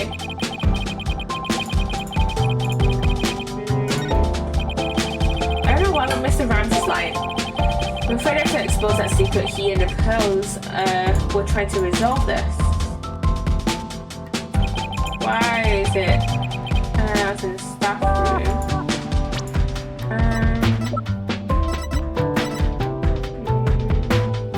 Objection! This, you say you're in the staff room, but is that really true? Of course it's true. Why would I lie about a thing like that? Mr. Rhymes, have you ever seen this calendar before? I am such a fidget. I just fidget with everything. Hey, I see you recognize it. Yeah, that's a rifle calendar. It's a big hit at the Ship Aquarium gift shop. Thank you for shopping at Ship Shape. Mr. Rams, please refrain from scattering fish around the witness stand. Not to worry with your boldness. Tucker will have them cleaned up in no time. Oh yeah, this tack is a bird in it. I guess that bird comes in handy now and again. Alright, Mr. Wright, we have all seen your cute souvenir. Now, if you wouldn't mind... no, Your Honor. This isn't my calendar. It was originally the witness's, but it came into the possession of a certain young lady. What? Mr. Rhymes and this young lady first met each other in the food prep room. After a mishap, their calendars got switched around. They ran into each other at around 10:10 a.m. in the food prep room. So clearly the witness was not in the staff room. In other words, there's no way he could have heard the noise in the pool room upstairs. What's this? This is the first time I'm hearing about any calendar. That's because Mr. Rams and Pearls were keeping it a secret. You lied to me. This transgression will not go unpunished. So, Mr. Rams, you didn't hear the noise of the equipment falling after all, did you? Okay, I admit it. I didn't hear the noise in the Orca pool room myself, but somebody told me about it. Who told you about this? It was, unless you tell the truth, Mr. Rams, I can't save all. I'm sure you know how sad that will make Miss Buckler. I heard about it. From Sasha. What? From Miss Buckler? But that doesn't make sense. What is going on here? Now it's the trainer's own words that drive the Orca into a corner. How'd you like being burned by your own client, right, Donna? I certainly didn't see that coming. What perfect timing. There was something I wanted to ask Miss Buckler about the Orca. The prosecution calls the trainer, Miss Sasha Buckler, to the stand. Then I suppose it would be a good idea to hear what the Orca's trainer has to say. I don't know what Sasha is going to say, but I'll have to meet it heads on, whatever it is. We will give a 20-minute recess while the witness is summoned. Hey. To be continued, and we're probably gonna try and carry on with the next pilot trial because it looks to be not too long at all. Save. Back and continue on to the next chapter. And we're back in the defendant's lobby. Mr. Wright, are you going to cross-examine Sasha? I have to ask her about the noise from the stuff falling down. Mr. Wright. Mr. Rhymes, why did you lie? I didn't want Sasha to have to appear in court. I thought if anybody had to testify, I should be the one to do it for her. But why would you go to all those lengths? Did you see the entry for the 20th on the calendar? You know about meeting the captain at the Orca pool? Yeah, I found that calendar in that room. I think it's probably Sasha's. What? Then that means I guess it does look like more of a woman's calendar than Rhymes. Okay, so it belongs to Sasha, not Rhymes. I didn't want suspicion to fall on Sasha. Mr. Wright, I've gotta go back to the aquarium to look after the Orca in Sasha's place. I've been rooting for you on the other end of that TV phone. Please take care of Sasha. Are Sasha and Rhymes the only two people that work at the aquarium other than the captain? God, and there's an ad in 5 minutes, and I have such an itchy nose. Oh my god. Okay, we can't let Prosecutor Blackwell get the best of us. Time to refocus. You're right. After all, we're the only ones who can save Orla. Okay, let's go back in court.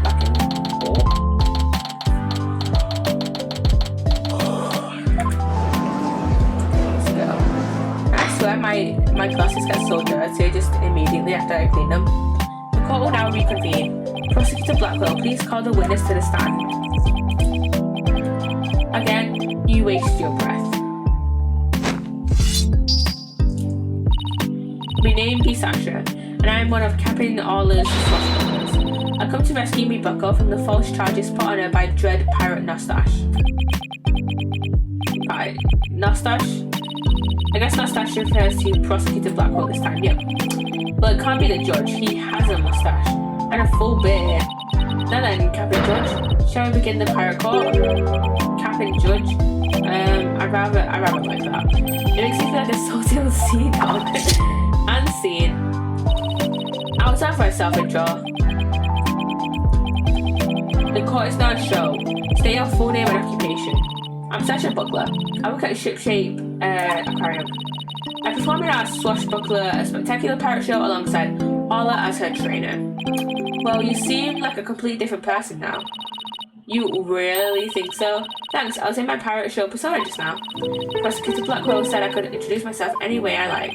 I bet money he didn't think you were going to do it like that. And what will this witness testify about? The Orca manipulated the victim into playing volleyball and then knocks the items down. The witness will report about hearing the noise that caused the victim's death. Now wait a minute. Sure, Orca used a ball to break props sometimes. She even spiked the ball at the giant octopus's leg yesterday when I was cleaning. Oh, so that's how the broken leg happened. So Orca was the one who broke the leg, huh? But she couldn't have knocked down that huge stack of equipment with her little ball. I thought you were paying attention to the trial over the telecast, but you apparently know nothing of what we have been discussing. The Orca knocked and the equipment by pulling on the cloth that was underneath it. No one said anything about the Orca knocking it down with a ball. What? Is that what we were talking about? I came in here to give Prosecutor Mustache a good key hauling. But I'm the one getting the cat o' nine tails, always as suspicious as a tiger shark. Miss Buckler, just focus on your testimony and you'll get it. You'll be alright. Don't worry, we'll take care of that tiger shark for you. Thank you, Athena. Okay, I can do this. My testimony will be phenomenal. Alright, Miss Buckler, please proceed with your testimony. Let's go. I admit I heard all summoning me with a loud noise, but the aquarium guest's scream I heard over the walkie-talkie was more urgent. I talked to Norma and Diplom first and then went to the pool room with the security guard. The equipment was everywhere and the captain was lying in the middle of it all. Okay. Her body doesn't seem too much different from Marlon. Her story even. Why did I say body? Her story doesn't seem too much different from Marlon Rhymes' testimony. Or does it? The circumstances are different. The actual order of Orca's actions depend on the order the witness heard the two noises. If she heard the scream first, the prosecution's claim is to stand up. Unfortunately for you, she doesn't remember the order of what she heard. She doesn't? I was distracted at the time, so I don't really recall which one I heard first. I was lost in thought until the guard brought me back to myself. Sorry, Noel. As long as the order remains unclear, I shall not alter the prosecution's claims. After killing the victim with the bag of coins, the Orca targeted the body in the water. I had to turn things around here somehow, unless I can prove the sound that Sasha heard was not the sound of the victim's murder. Blackwell's claim that Orca pulled down the equipment to kill the victim will stand. If I want to save Orca, I have to find a contradiction, no matter how small. Very well, your cross-examination, please, Mr. Wright. Okay, cross-examination time. Save first. That's cool. I decided to, by the way, I decided to choose. So I'm going to start the cross-examination now.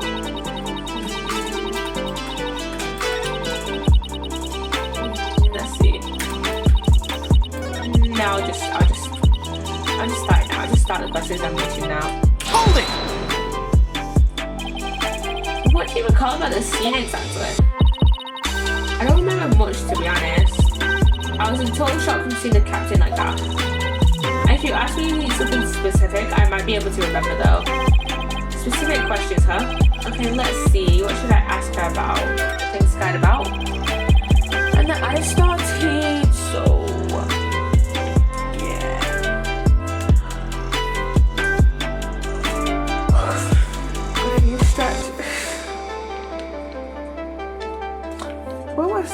with what I want to get done. This part of the trial is actually, what it looks like, it's actually pretty shot. We literally only have one cross-examination to do in this part, and that's it. And then we have the second half of this case, which is the second investigation, and then the second trial. So we really only have like 3 parts left of this this case left to do even.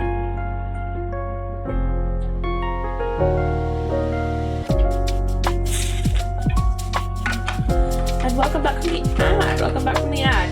Could you tell me more about the things that were scattered about? They were equipment and props for the new show. The new show? Yeah, they were supposed to debut a brand new swashbuckler spectacular yesterday.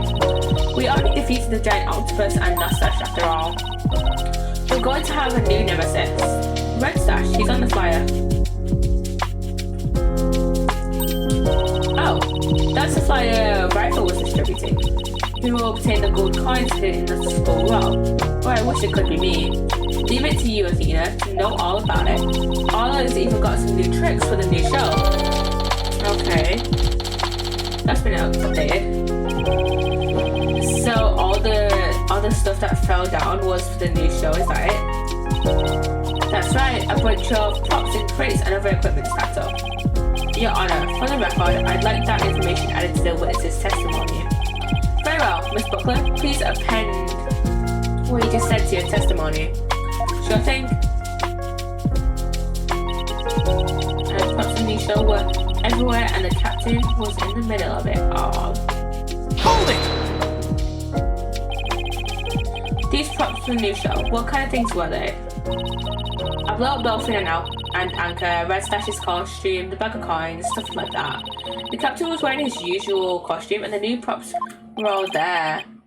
Wait a minute, something about that doesn't seem right. Why did it immediately turn off? Is there a problem with Sasha's testimony? Yeah. You said the captain was wearing his usual costume, but is that completely accurate? Come on, Phoenix. Why are you nitpicking my testimony for? If we look at the body, we see that there's a discrepancy between that and your statement. You say that the victim was wearing his usual costume, but you notice that the victim was wearing a red scarf around his neck. I imagine this red scarf is part of his costume for the new pirate show. I swear this webcam, I'm gonna kill it one day. I'm gonna kill it because it's so annoying. Oh, you're right, it's very nice here in the flyer for the new show. Featuring the dashing Red Stash with a fluttering red scarf. Although I have to say, it looks like a red scarf was added to his old costume. Yeah, well, the captain was never one to spend much money on costumes. But you know, the captain wasn't wearing that red scarf. But in this photo, I believe I see a red scarf. Yeah, but it's not wrapped around his neck. It's just draped on top of his neck. That red scarf was packed away with the rest of the show's equipment. It must have fallen on top of the captain when the equipment fell down. Oh, I see. It looks like your discrepancy wasn't really a discrepancy after all. So the scarf doesn't have anything to do with the case, but there's something about the timing of the stuff falling that bothers me. Hold on, the timing of the stuff falling. The timing. Maybe my theory has been all wrong from the beginning. Maybe the bag of coins isn't the murder weapon. Maybe he was strangled to death. And so your last cross-examination ends in failure as well. You should know that such a feeble slash will never hurt me. As I said, the Orca made the equipment fall and then tied with the body in the Objection! I'm sorry, Prosecutor Blackwell, but based on circumstances at the scene... let me start my webcam a little bit. The defendant couldn't have dragged the body into the water after the equipment fell. And why, pray tell, is that? Oh, I tell you all right now. If my theory has been wrong, then I'll just have to fix it. Yeah, Mr. Right, please do tell the court. What indicates that the body was not attracted to the water after the items fell? Take that! Oh, the scarf isn't where. This red scarf fell at the same time as the bag of coins. But if the body was attracted to the pool after the bag of coins fell, then the red scarf wouldn't still be on top of the body. Wait, what? In other words, the victim was already dead when the equipment came crashing down. Therefore, the bag of coins that fell with the red scarf was not the murder weapon. Silence! But it was the defense who claimed the bag of coins was the murder weapon to begin with. Well, yeah, that's true. Do you intend to abandon your original argument? After hearing the testimony, I realized my theory about the murder weapon was wrong. Please recall the facts we've learned so far in this case. It's the facts that were all a bit was the victim's dead body. After all, when we saw the victim in the security footage, he was already dead. But then Orca carried the victim's body to the side of the pool and knocked down the equipment for the new pirate show that was piled up there. Maybe Orca was trying to alert the humans to the victim's condition. If Orca knocks the items down on the victims after he was already dead, then it means the defendant didn't kill the victim with those items. But that's preposterous.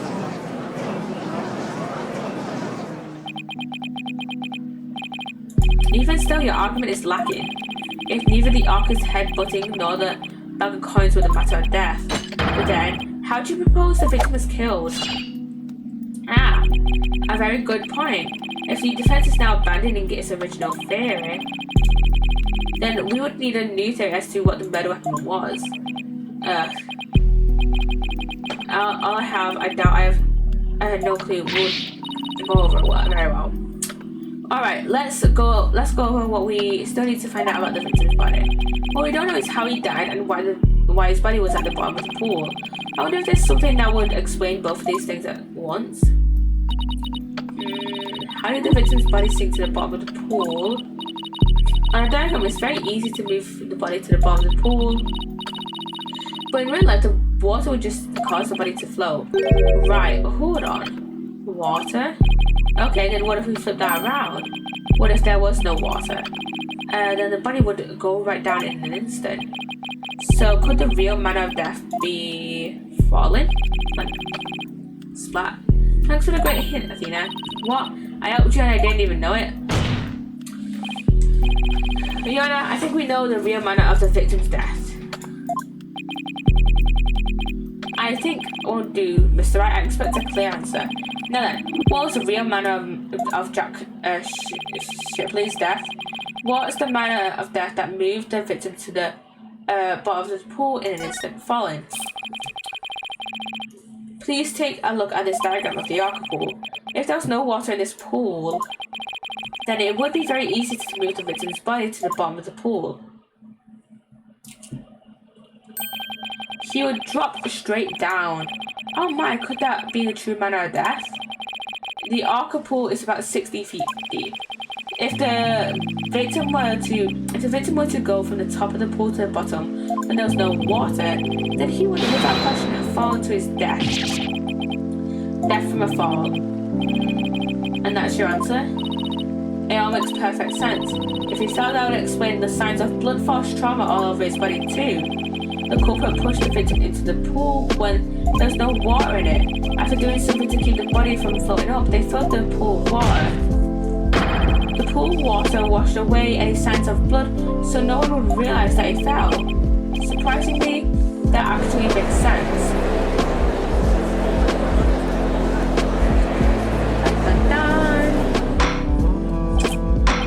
Honor in the court. I'm just as surprised as you are, but I must have honor. If falling was the manner of death, then does that mean the defendant's behavior was the result of being manipulated by the true culprit, as the defense claims? Yeah, it would have to be. All that needs to be explained now is how the real culprit commanded Orca. Miss Buckler, is there a way to instruct Orca to bite someone? What kind of trick would that be? Of course not. Then could you tell us about the tricks Orca does know? Well, there's jumping, dancing, and playing volleyball. And she can spin, do the rock and roll trick. and sing the swashbuckler spectacular song. Those sound like pretty nice tricks, but I doubt they're related to this case. She's also practicing 2 new top secret tricks. There's a human rocket where she shoots somebody into the air, and then there's the lifesaver trick where she brings a drowning person to the surface. Hey, what are these top secret tricks? Tricks might have something to do with the case. Maybe the lifesaver one. Maybe she wasn't playing with the body. Maybe she was trying to save it. Now, which of these 2 tricks sound relevant to the case? Lifesaver. So the lifesaver trick, Orca brings a drowning person to the surface, correct? You caught it. Orca's still learning how to hold someone gently in her mouth though. So she sometimes bites into their clothes, but she never hurts a person's skin. She brings a drowning person to the surface, then that must be it. And then the killer whale swam up toward the surface with the victim in its mouth. That matches up perfectly with what Mr. Plum said in her testimony. The real culprit must have used the lifesaver trick command to manipulate Orca. I still find this hard to believe. But let's see it for ourselves. Let's have Orca show us her trick using a practice dummy. As you wish. The prosecution doesn't appear to have any objection. Miss Buckler, please proceed. Okay, sure. I'll show you Orca's phenomenal trick. Hey Marlon, are you ready over there? Okay, let me just get the practice dummy. There, it's in the pool, ready and standing by Sasha. Here goes, Orca's secret new trick, the lifesaver. Alright. She does it. Whoa, whoa, whoa, whoa.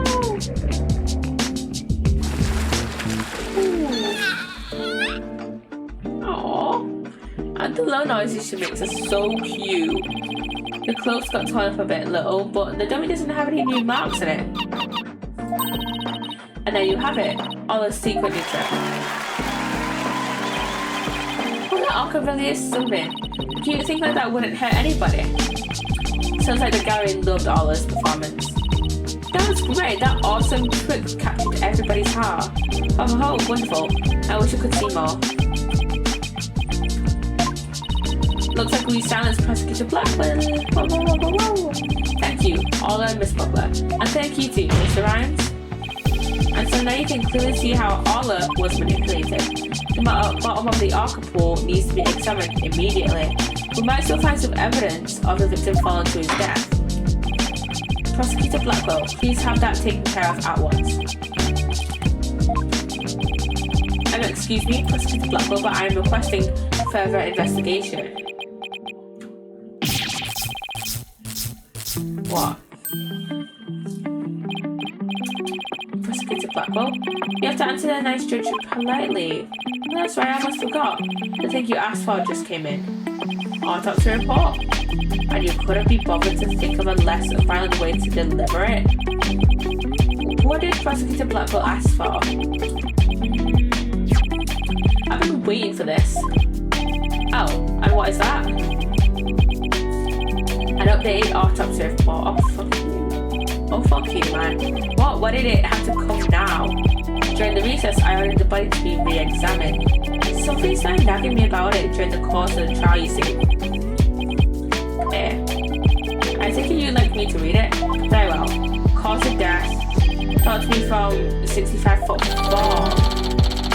Okay, so that's exactly like what we stated.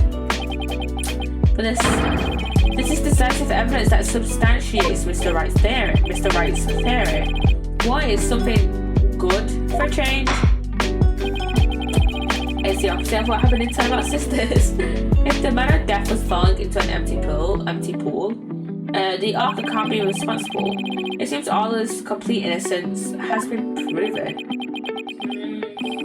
I suppose I can't deny that. This is fantastic. You did it, Mr. Wright. Prosecutor Blackwell isn't even trying to refute it. Orca is safe. Yeah.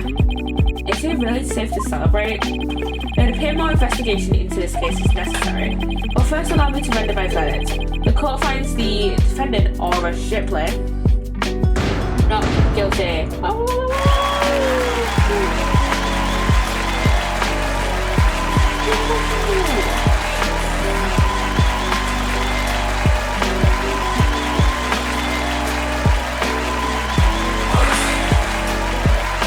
I'm tired. You did it. Thanks. Thank you so much, Phoenix. Thank you, Athena. Ola and Malin, thank you too. Congrats, Sasha. Time to celebrate. Go on, eat up. No. Glad to see everybody so happy. I'm absolutely thrilled by the verdict.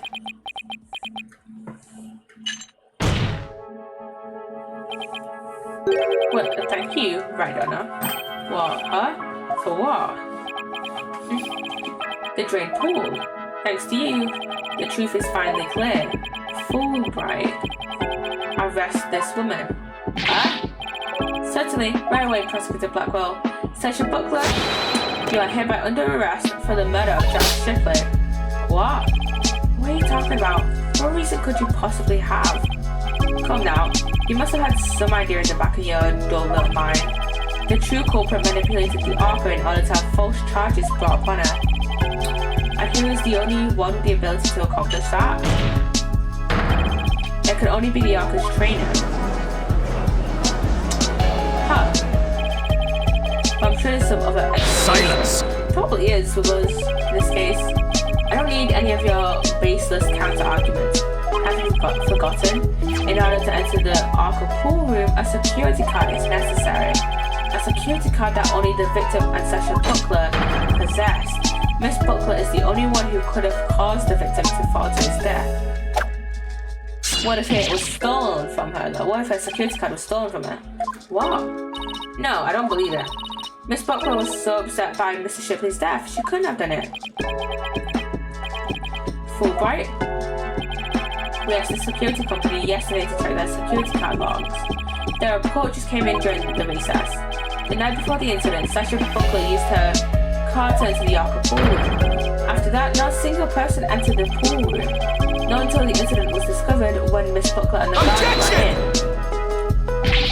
in. No one would commit murder where their card usage was being recorded. Apparently the aquarium employees don't know that their card usage is tracked. What's more, Miss Buckler was seen arguing with the victim before the incident. So, Miss Trainer, what were you arguing about? It was a private matter. But it wasn't anything that would kill him over, that's ridiculous. Miss Buckler is the only one who entered the room, and she knows how to command all. Besides, I thought her suspicious from the very beginning. You suspected Miss Buckler from the start? The Orca did tricks because someone commanded her to do so. Possibly someone with a heart so black as to make her own partner the murder weapon. The possibility the Orca killed the victim, and the possibility a human manipulated the Orca. I looked into both. So he suspected both Sasha and Orla all along. My gratitude to you, after all. You were the one who drew out that information about the lifesaver trick. The Orca you saved was an unwitting victim.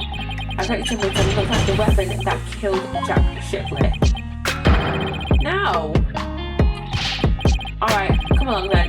Let's have a good long talk. Wait, I didn't kill the captain. And I would never try to frame Orla. Why would I hurt the ones I love like that? Sasha, Phoenix, Athena, you've got to believe me.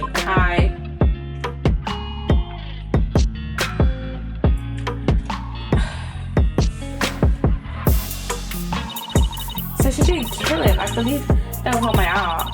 There's got to be something we can do. I feel the same way. Could I have done something differently? Whenever in my wildest dreams, then I imagine things turning out like this. It would appear that this case has taken on an entirely new aspect. This trial is only concerned with a ruling on the defendant or a Strickland. So I'm afraid this concludes today's trial. Court is adjourned.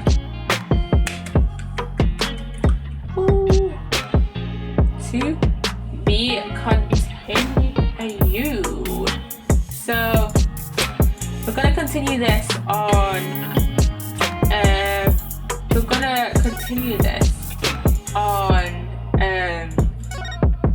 Wednesday. we're gonna do the investigation at least, and maybe the next part of the trial, but we'll see the next investigation is quite long, so to be fair, the next part of the trial, trial 2 part 1 doesn't look too bad, but also we might do it where we do the entire trial in one stream and then just have the investigation on by itself. So yeah. Let's see. Do I want to raid anybody? Let's see. You know what? I haven't raided Raph in a while. I haven't raided him in a while, so we're gonna go raid Raph. He's playing, why does my webcam has to go out while I'm trying to raid out to Raph? He's playing a bit of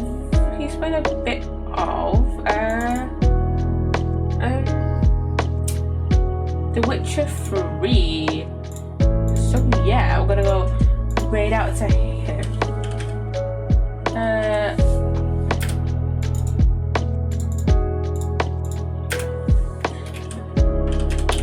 So yeah, we're gonna go raid Raph. Is that his name? Yes, that is his username. So yeah, I hope you've enjoyed this stream. All my and why does my webcam have to die as soon as we start to end stream?